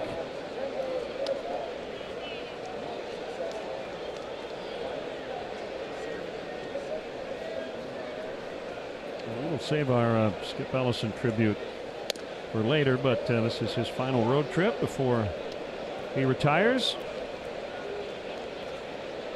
Yeah, I thought about picking up his check today. I just couldn't bring myself to do it. Cubs are trying to send him off with style, though, with all these runs, as Zobrist draws the walk. Second time he's reached.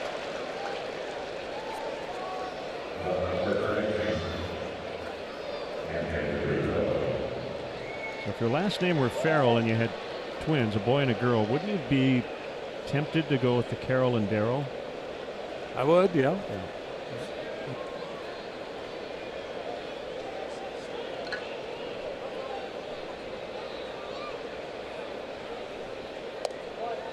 The Newhart show, my cousin Darrell and my brother Darrell, my other brother Darrell. Well, Luke's a tall drink of water. Look at long arms. Looks like he gets pretty good angles, gets on top of the ball. He was born here in Ohio. Dad pitched for the Indians. 6th round pick in 2013.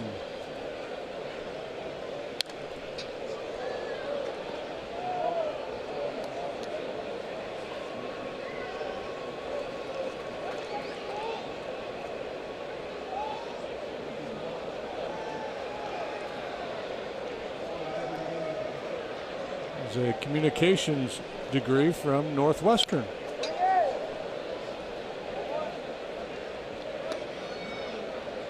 Three times an academic All-American, or All Big Ten, excuse me. 2013, he threw a complete game shutout against Michigan at Wrigley Field.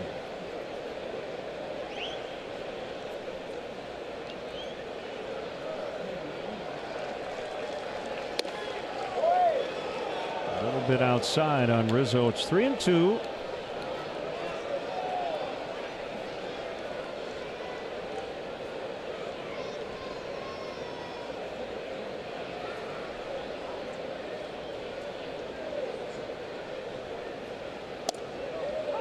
He struck him out. So not so sure.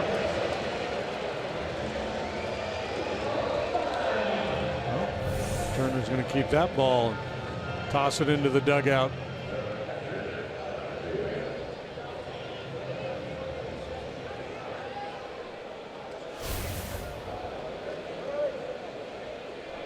Third major league strikeout for Farrell.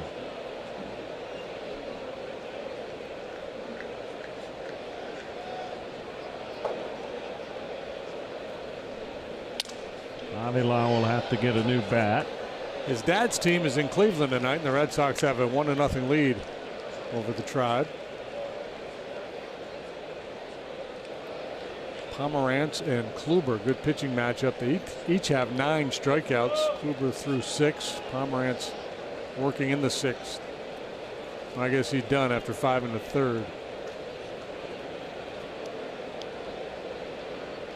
In the run of the game, a Mitch Moreland home run.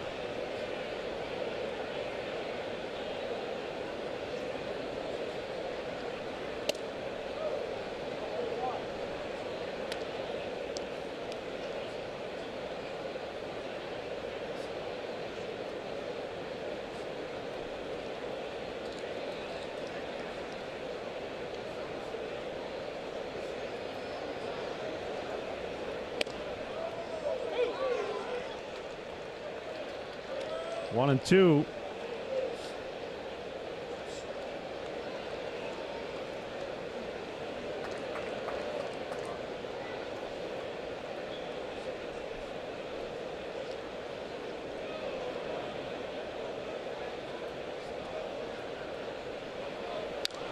Good rip. And he fouled it off. Chill with that perfect game going. And Pittsburgh has only made 73 pitches through 7 innings.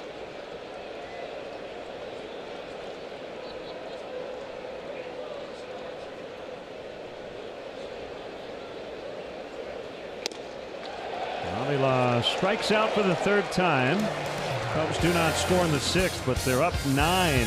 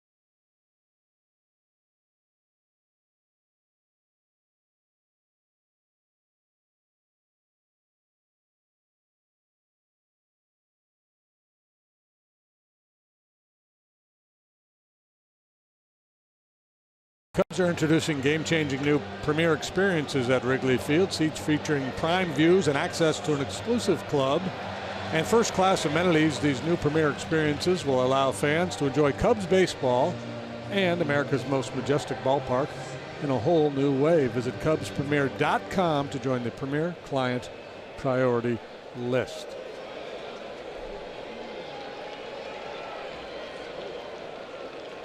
Montgomery in the sixth, leading 9-0. The last time he pitched was in a game in which the Cubs trailed at one point 9-0.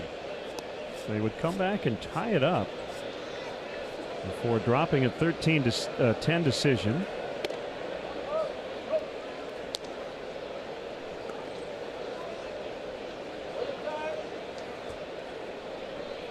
Two 2-0 on Zach Cozart.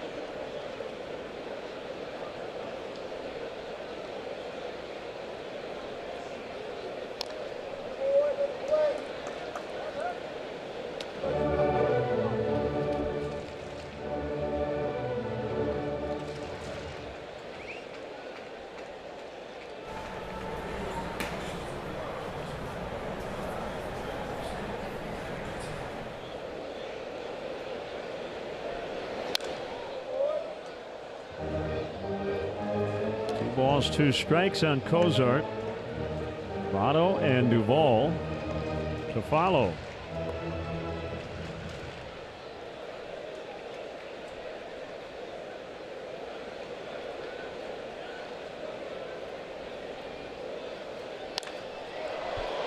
A blast to left, that's pretty foul. Well struck, but you missed the fairway, young man. Cubs get one more. It will be the 4th time they've scored double digits against the Reds in the last 6 ball games. I would think 6 innings would be it for Mike here tonight. Ground ball. Baez has had a busy night and has made all the plays.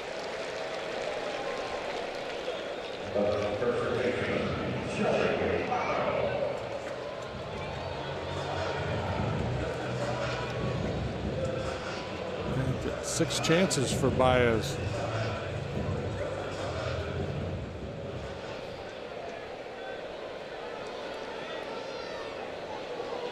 Made them all, including starting a spectacular 6-4-3 double play. A one-man highlight reel.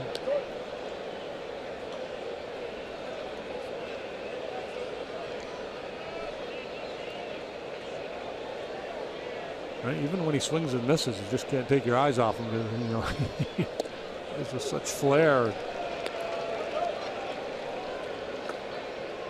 Addison Russell still a bit from returning, possibly at some point next week. Russell will be the shortstop. Called strike 3 as Votto goes down for the 2nd time. 1 for 3 tonight. Yeah, a little late recognition by Joey that he had been had there. And I'm not sure he was trying to drift his elbow into this one, it looked like, knowing that he'd been fooled.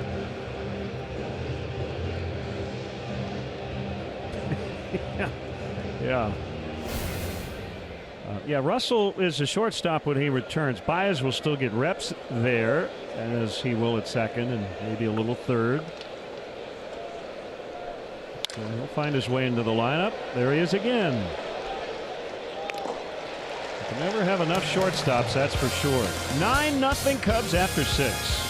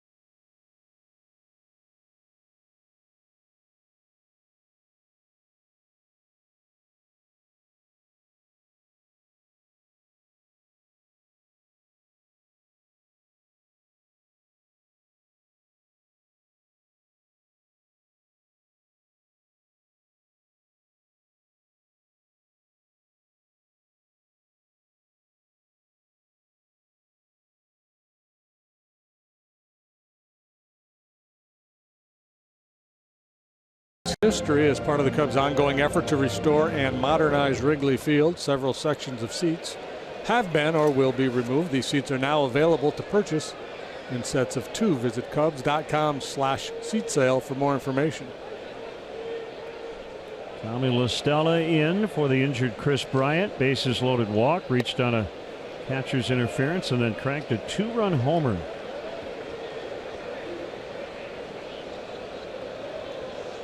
Seventh inning, Cubs lead 9-0.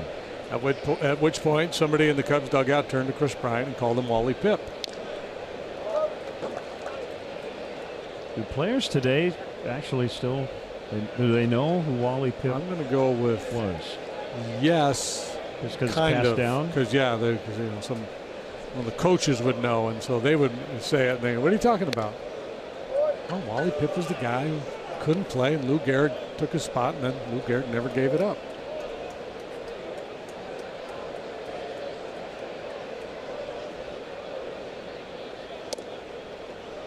Wally Pipp finished his career as a Cincinnati Red. 1928. And Wally Pipp earlier in his career had a very Chicago. long consecutive games played streak.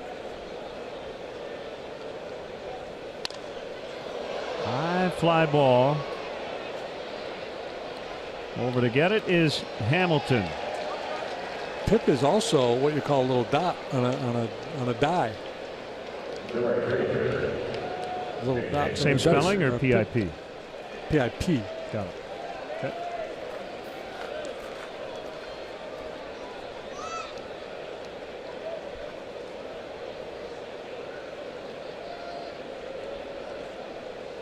It's also what Archie Bunker used to call Edith all the time.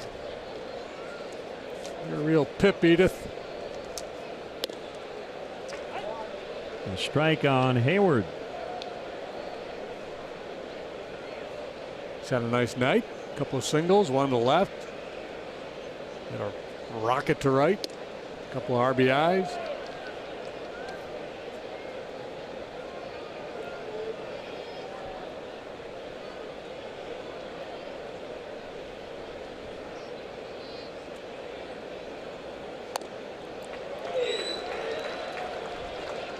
Hey, did you see the scoreboard stumper? I did not. Did you? I caught part of it. Well, I can find it if you don't have it. It was pitchers whose last name begins with L who have struck out 2,000 batters in the big leagues. There are 4. 4 pitchers. 2,000 strikeouts. Surname starts with L. L, yeah.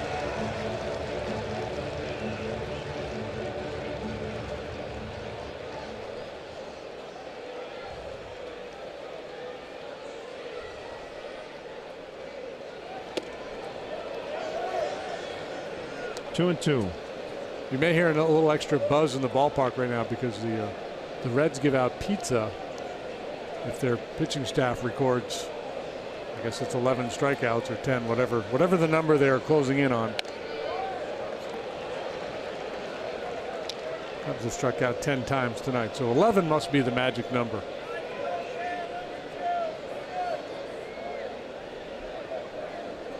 Okay, we'll keep an eye on that.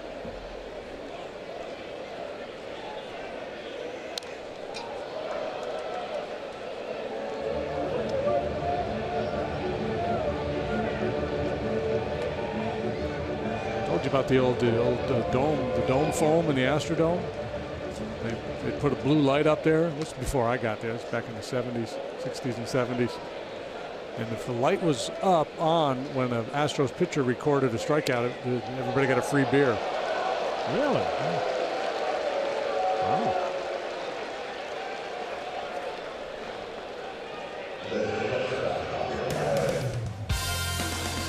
Jake Arrieta, 5-1 over his last 7 starts. Tomorrow looks to continue that hot streak as the Cubs wrap up the series here in Cincinnati. Coverage starts at 6.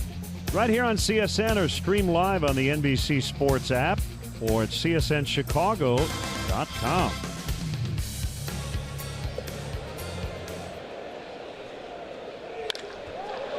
That ball hit hard on the ground into center. Baez with his first knock tonight. And a couple of Base runners for Albert Almora Jr., who will bat for Montgomery. Nice work by Mike tonight.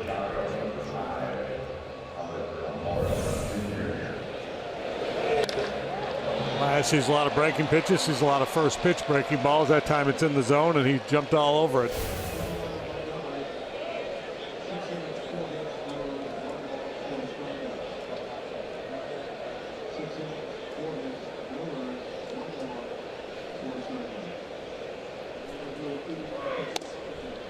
Swing and a miss by Albert. All right, so strikeouts. Pitchers with a last name starting with L. There are 4 of them with more than 2,000. That is a tough one. I am. Well, half of them are in the ballpark tonight. Half of them are in the ballpark tonight.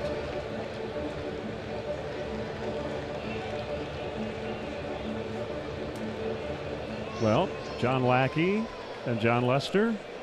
Okay. Yeah, that's the 2 I saw. I was going back, Right, yeah, you start going back in the way back 2 machine. guys here. Okay. Mark Langston.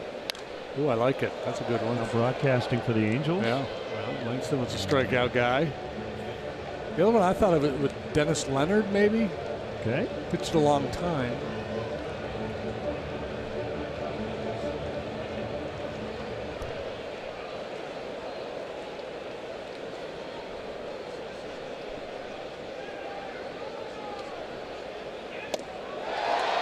Swing and a miss, so there's the big cheer for the 11th strikeout. Luke Farrell's out there going, man, these fans love me. First day in Cincinnati, and I bought everybody a pizza. Did Al Leiter strike out 2,000? Leiter?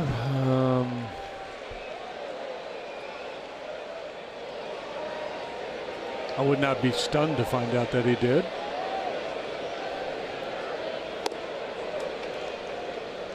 Swing and a miss by John Jay.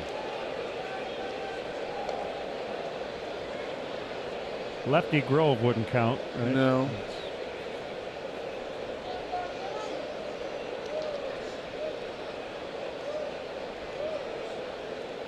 Unless you're calling roll call and you said Grove, lefty, but I still don't think that would work.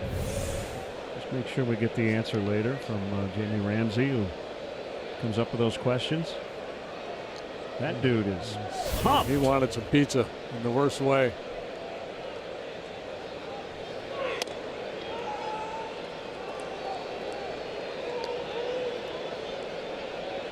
Ooh, ooh. I know. Mickey Lolich? Yeah, and he was the subject of a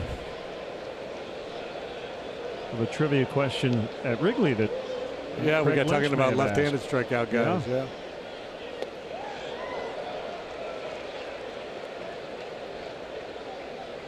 So Well, Lester, Lackey, Langston, and Lolich.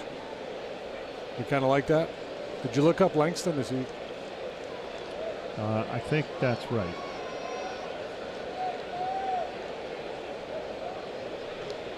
Now what are we going to do? The 7th inning. Burn through the scoreboard stumper.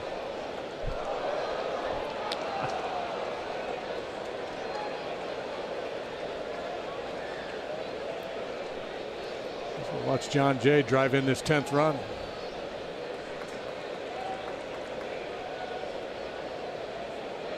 I think the perfect game is over, but I think the no-hitter is still intact.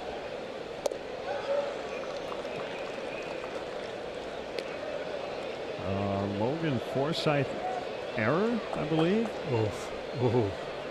Making up the no-no, or the perfect game, I should say.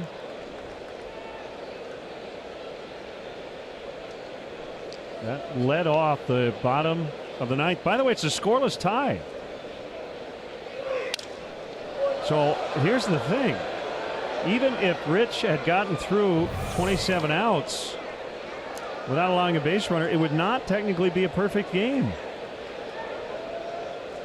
because the game's not over. You're right. You've got to finish the game to get a no-hitter or a perfect game.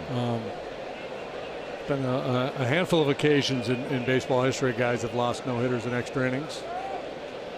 Harvey Haddix? Yeah, the famous one.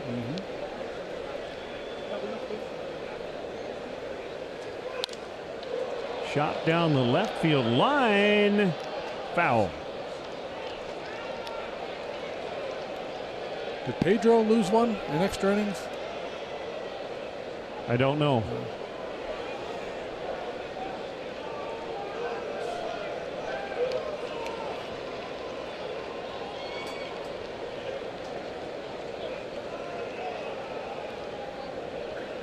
Marlins have broken up Mark Leiter's no-hitter as well.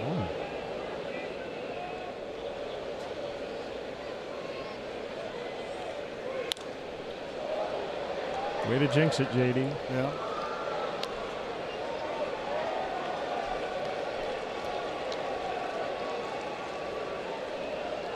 So the Pirates have the winning run at second. It's possible Rich Hill could throw a no-hitter and lose that game.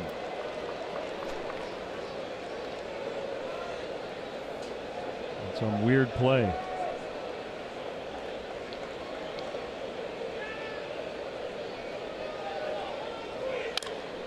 Jay in the air to right. Did he get enough of it? No. Just short, and he hit another one in the fifth and almost got out. One more cheeseburger and he'd have 2 home runs tonight.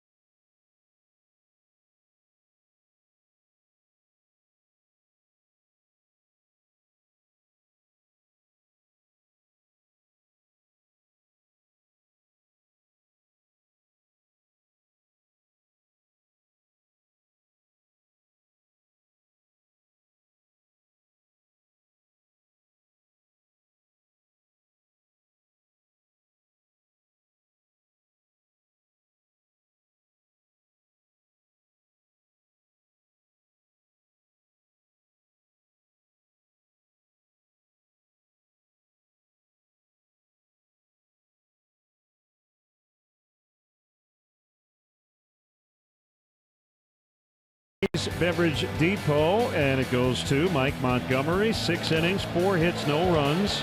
First start back in the rotation. How about that double play ball? Javier Baez helping the cause. Vinny's Beverage Depot is the official champagne provider of the Chicago Cubs. Montgomery also with a hit and 3 tries at the plate and a run scored. Now the struggling Justin Wilson really has struggled throwing strikes. Starts the 7th inning with a 9-0 lead.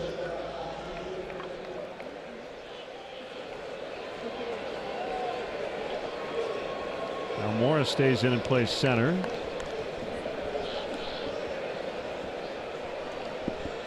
So John Jay done for the night. And a strike on Suarez.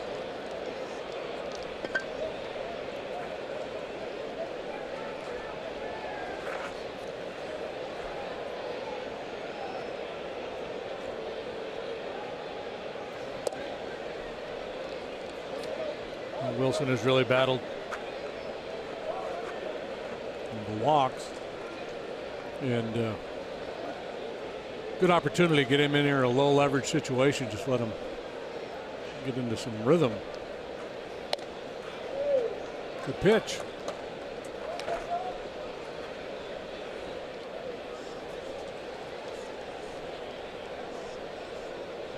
stuff has not been an issue. He's continued to throw pretty consistently, 97, 98.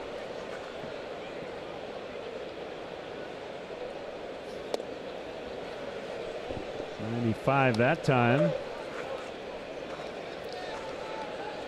But out of the zone, 3-1.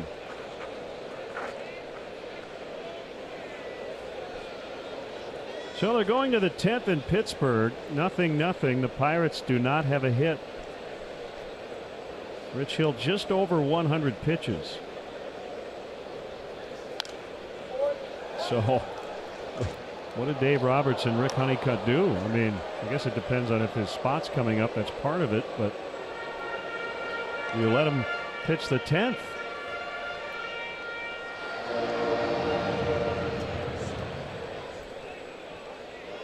Well, he hasn't had any stressful innings, that's for sure. They are near the middle of the order, so his spot may not come up. Almora will make the grab as Suarez lines out. Maybe they let him come back out only if he has a lead. There's no reason to if it's a tie game, right? Because he can't complete a no-hitter. No reason to push. Yeah, it'd be hard to imagine him going 2 more innings. But do you think Dave Roberts also feels like he does owe Hill a little bit because he took him out last year? Was it a perfect game or a no-hitter? I don't recall. 7, something like that. Yeah, but I don't think a manager can think that way, especially with what they've got on the line, the year they're having. They've obviously aspirations to win a championship. He's had the blister issues. They just put Alex Wood on the DL, maybe more of just to kind of give him some time off. Kershaw issues. September 10th last year in Miami, he was pulled after 7. Perfect game. 89 pitches, 3rd start after a long DL stint.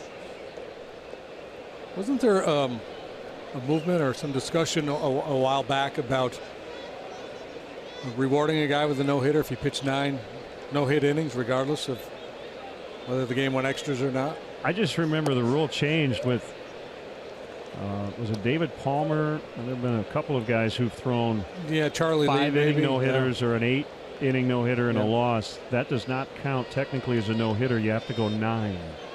Yeah. Andy Hawkins. Yeah.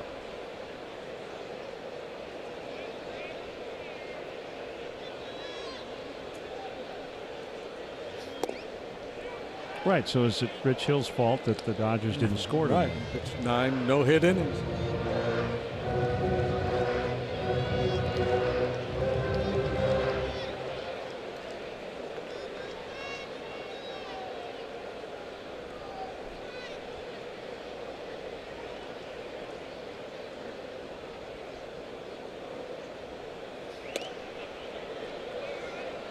Three and 2. So much has gone right tonight for the Cubs. It'd be nice to see Justin Wilson with a 1-2-3 here in the 7th.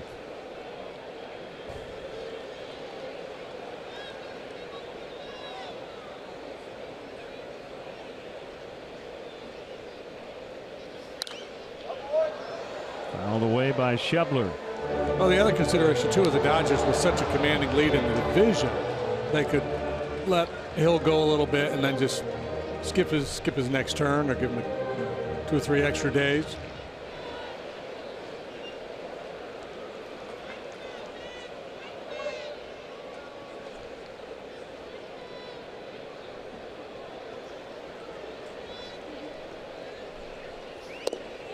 Called strike 3.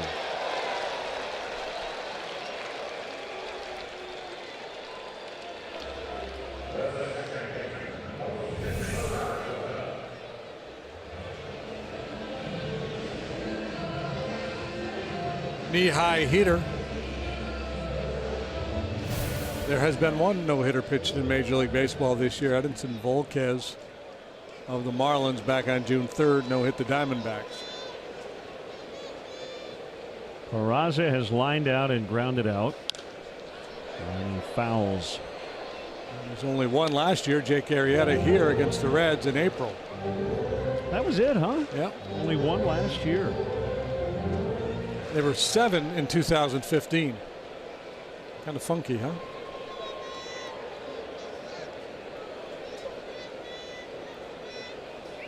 Now, if Hill goes back out in the bottom of the 10th and the Pirates score without a hit, I think he'll get credit for a no-hitter because he will have gone more than 9 innings. You don't have to fundamentally win to get a no-hitter.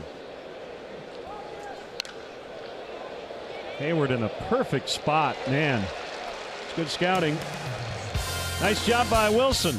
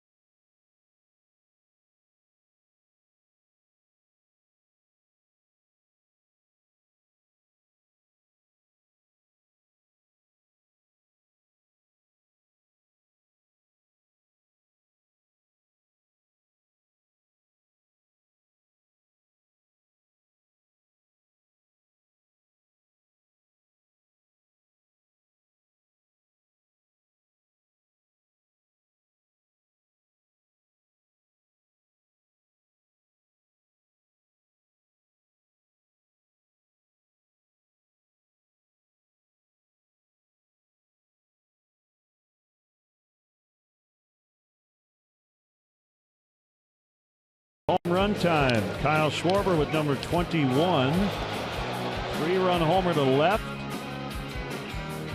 And later in that inning, Tommy La Stella with his 3rd. This one pulled to right. 2-run shot, greeting Alejandro Chacin. First batter he faced in the major leagues.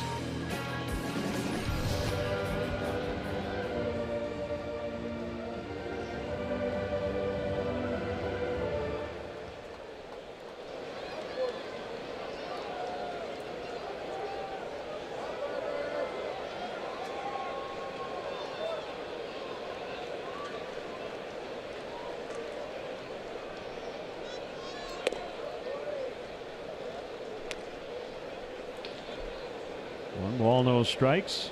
They're going to the bottom of the 10th. The Dodgers did not score. In the top of the inning. Way up in the air. This one might bring rain.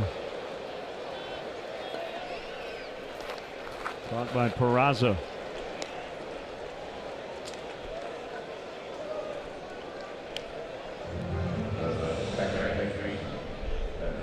Jerry Krasnick reporting that the last 10-inning no-hitter was dealt by Jim Maloney of the Reds, 1965, versus the Cubs.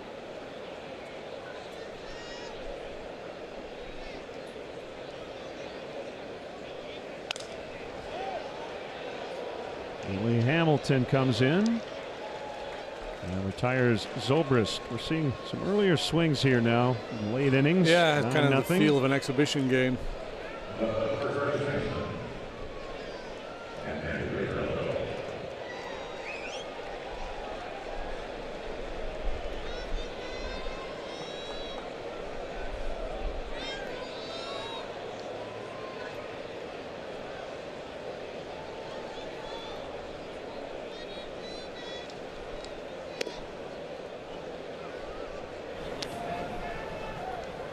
Koji Uehara up in the Cubs pen.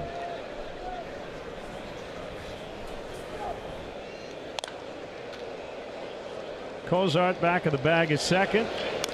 gets Rizzo. We go to the bottom of the 8th. 9-0 Cubs.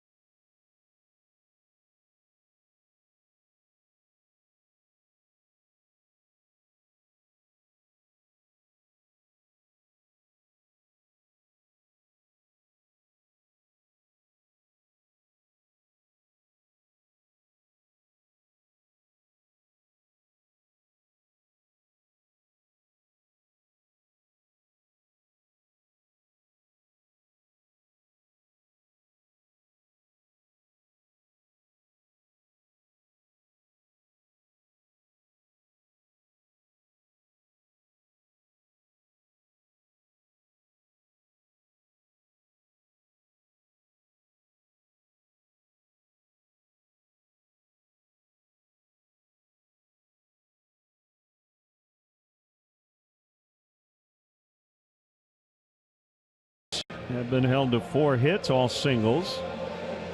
And veteran right-hander Koji Uehara is on.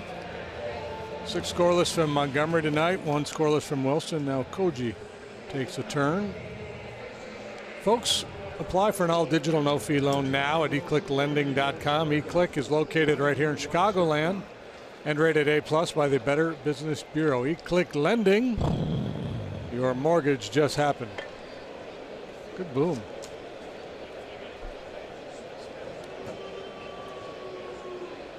Josh Harrison has just homered, and Rich Hill loses.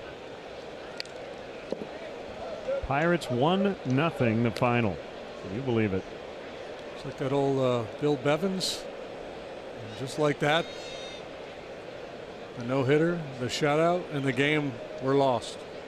Harvey Haddix, 1959. 12 perfect, lost in the 13th.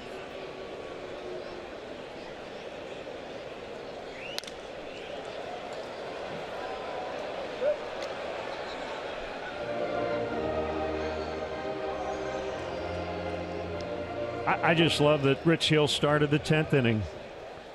Baseball's in a good place when a starting pitcher can go into extras still in 2017.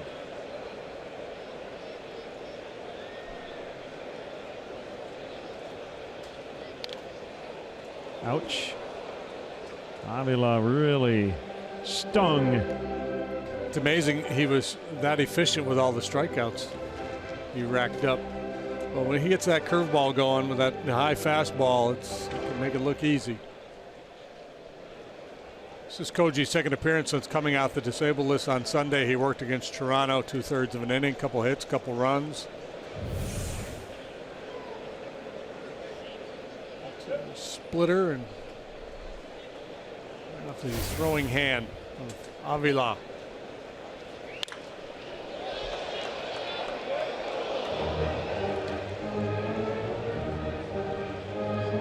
The hope was that with the time off on the DL that Koji would come back fresh, have a little extra zip on the fastball, better bite on the split finger pitch.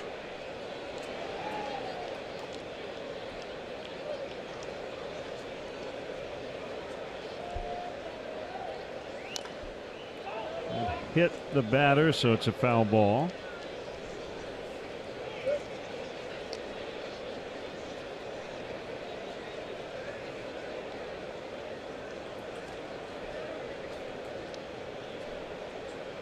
So Hill is the first pitcher, according to Ryan Spader, first pitcher ever to lose a no-hitter on a game-ending home run.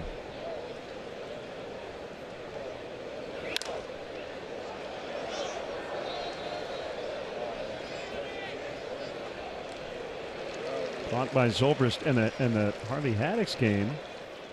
I believe it was a home run, but somebody was passed on the bases.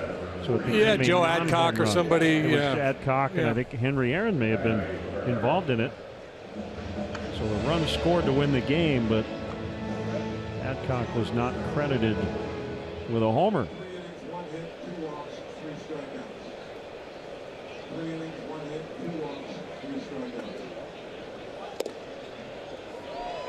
Patrick Kivlahan off the bench, swings and misses.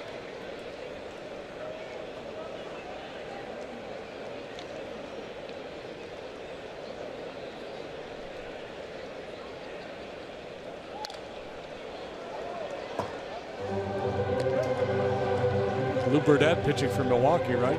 Against Harvey Haddix in that game, and I think he had like a 13-hit shutout or something like that.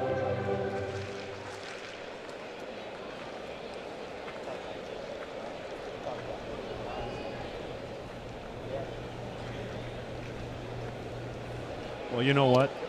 Dave Roberts might take some heat now for having Hill go back out in the 10th, even though he could not have completed the no-hitter in the 10th. But if the pitch count was in good shape, I have no problem with it. Dave is in a no-win situation, right? At extras. If he takes them out with, 100, 2 or 3 pitches, whatever it was, some would criticize him for taking out a guy with a no-hitter, but yeah, but that stigma has kind of, right? Guys get taken out with no-hitters all the time. Wouldn't be the. So you say the safest play would take him out? No, I'm just saying I think he's free from criticism because guys take guys out with no-hitters quite frequently now, and it's usually not that big of a deal. I don't think he's in any jeopardy of ruffling anybody's feathers too much. Well, actually, let's see. Hill threw 99 pitches. Is that right? Yeah, I knew he had like 70. He didn't even get to 100. Yeah. I thought I saw like 102 earlier.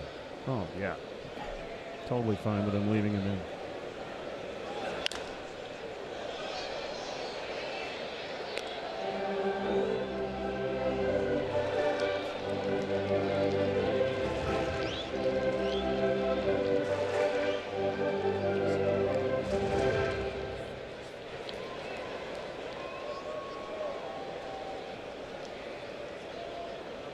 Their best performances in a losing effort.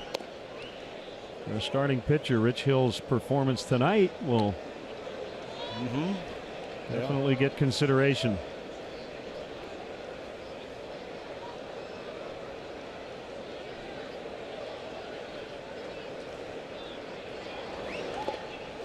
Hamilton strikes out. Koji goes 1-2-3, just like Justin Wilson did. 9-0 Cubs late.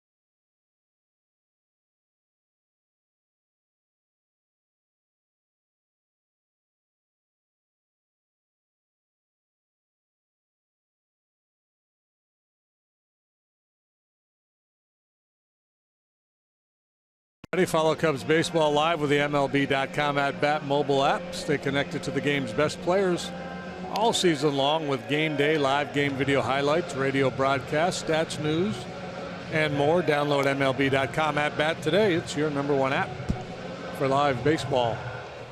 That's Fountain Square here in downtown Cincinnati. It's a guy riding a fish. That's a relief pitcher, Isel Iglesias. Joe calls him Julio. He's pitching for the 52nd time. He's having a very nice year. 23 saves and 24 tries with a 1.91 earned run average. Only allowed 4 home runs all year. And the league bats 192 against him.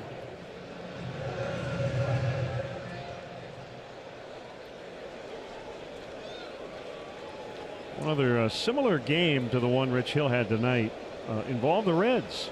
It was at Crosley Field. Jim Maloney, the aforementioned Reds pitcher, June 14th, 1965, against the New York Mets. Scoreless tie into the 11th. He had a no-hitter. He gave up a leadoff homer in the top of the 11th to Johnny Lewis. Gave up a single later to Roy McMillan, and lost the game 1-0. So he didn't lose it on a game-ending home run, but he did lose the no-hitter on a home run, and that's a tough loss. Yeah, and I would think, certainly not common, but guys would flirt with that a little bit more in the 60s, right? In such a pitching era, a lot of low-hit games. Maybe, you know, Rich Hill can take comfort in the fact there's been a lot of no-hitters thrown, but I'm the only guy who's lost one on a walk-off home run.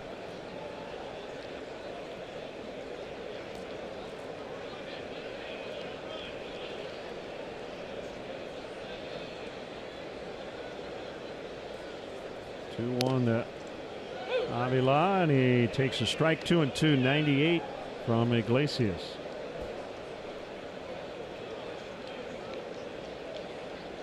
Farrell did a nice job tonight for the Reds in his Reds debut. 3 innings, 1 hit, no runs, a couple of walks, 3 strikeouts.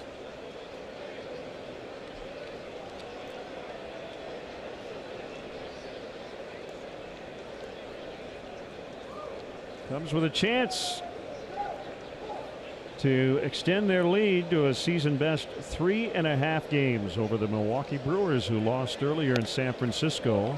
That is ball 4.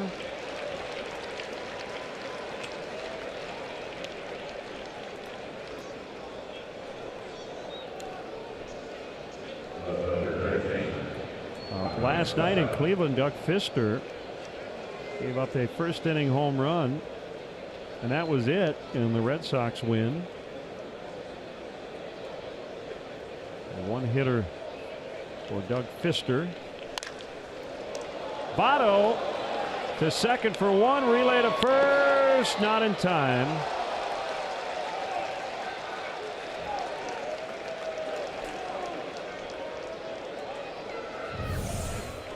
More solid contact from Listella. This ball really stung. Nice play by Votto on the backhand side.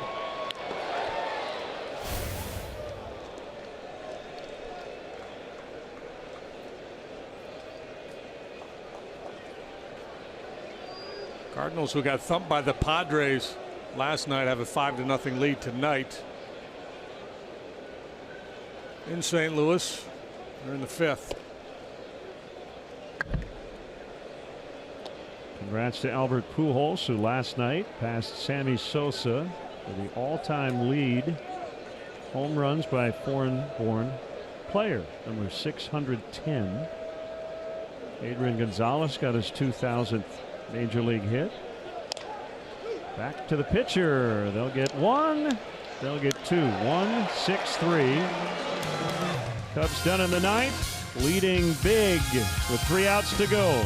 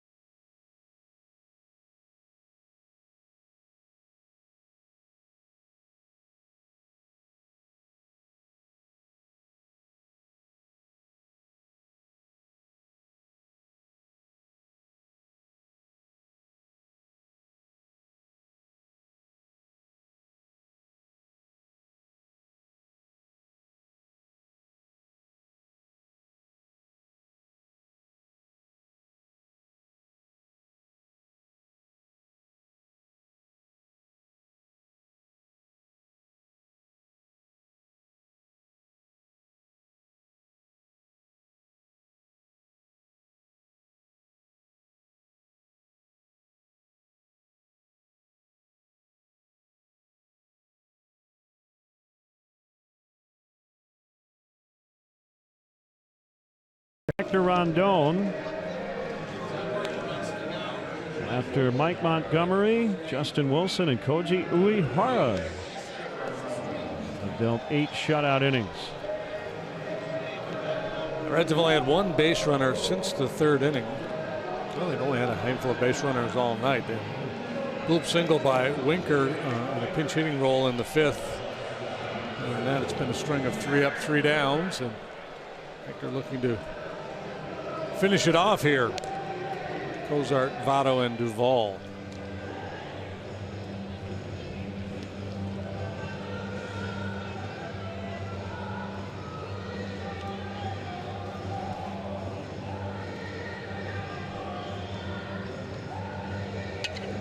Cozart, a single, a walk, and a ground out.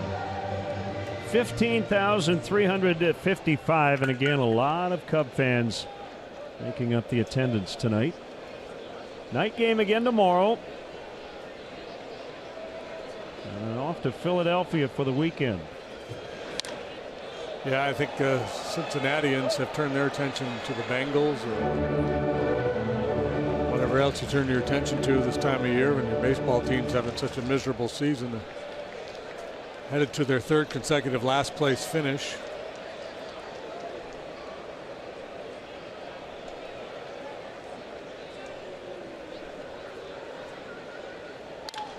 Pulled on the ground to La Stella. Tommy's had a nice night. All the way around. 1 down.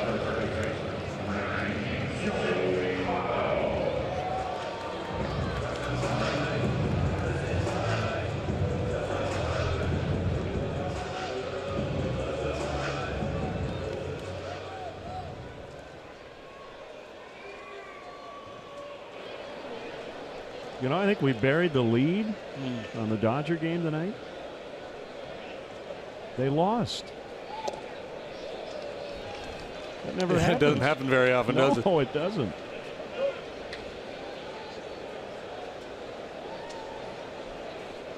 The lead could possibly drop to 20 in the National League West.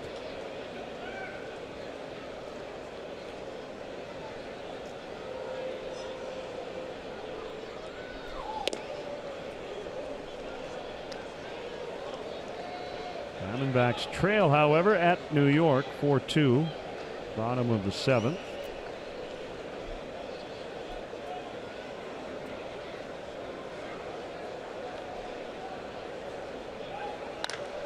Votto in the air. That's well hit.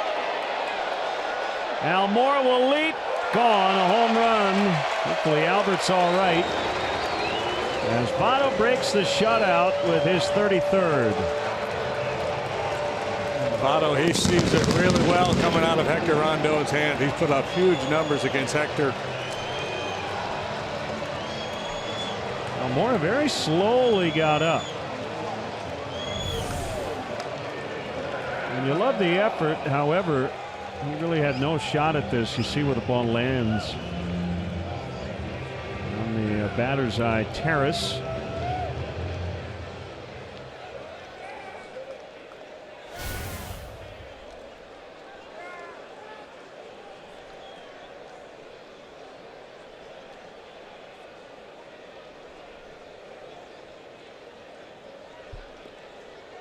Votto is now 10 out of 16 against Hector. Wow. It's the 2nd home run he's hit off of him.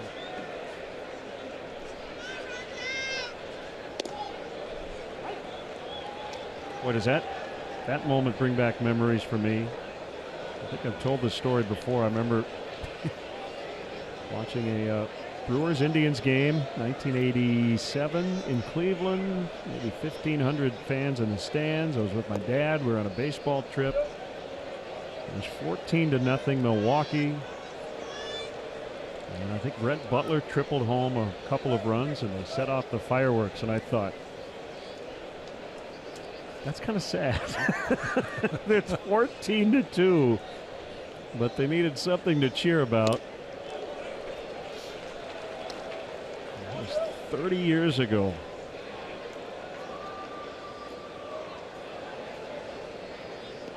But there's somebody in charge of the fireworks, and You hit a home run, they're going to set them off. They had a job to do.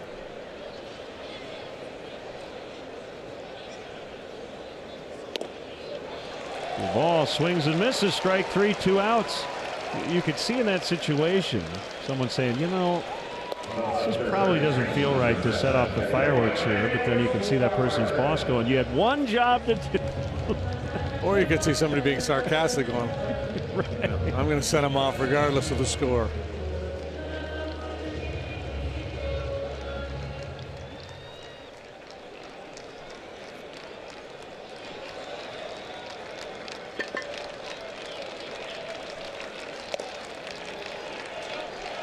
Suarez went around.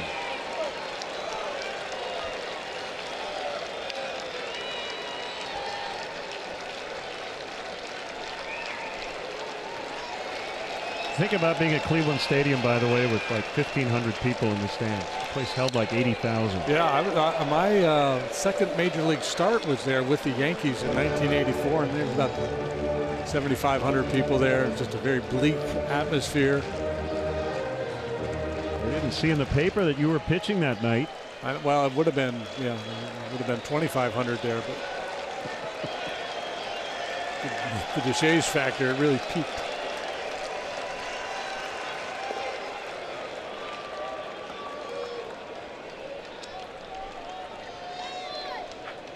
I remember just a few minutes before game time, and the grounds crew had been out there. There was like hoses laying all over the infield. It was just a kind of a very disorganized,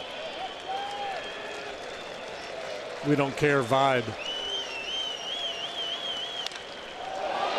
That one will go for Suarez, his 24th and 3rd of the series.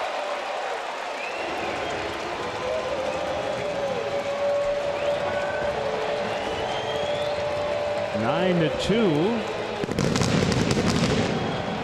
Well, last night it was Duvall and Suarez who went deep in the 9th inning to make it a little interesting. Still have a touchdown lead here. Winker, right? Winker and Suarez? Yeah, Winker, yep. Winker in Duvall's spot in the batting order, yeah.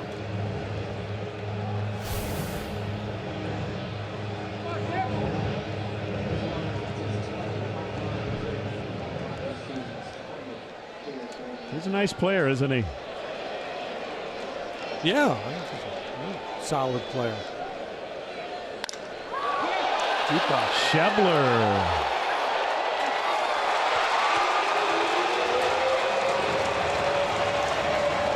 As they reload the fireworks again.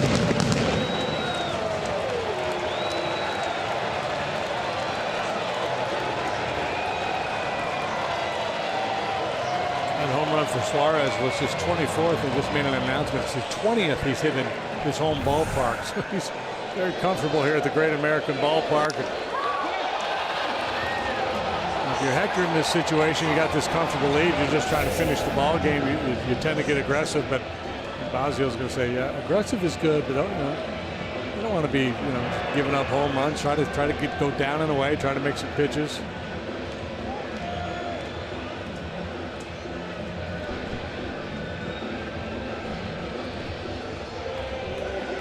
Well, was it the Rick Sutcliffe story? The pitching coach came out. Well, that's also the Mark Portugal story. That's, the one that goes around, right?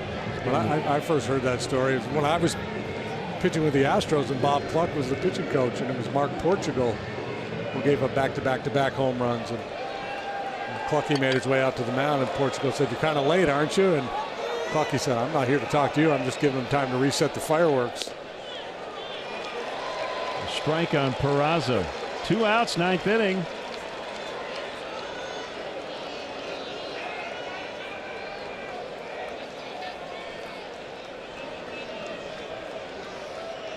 I bet you he does not hit a home run. You're right. Cubs win. Hector Rondon, I'm sure not real pleased with how this 9th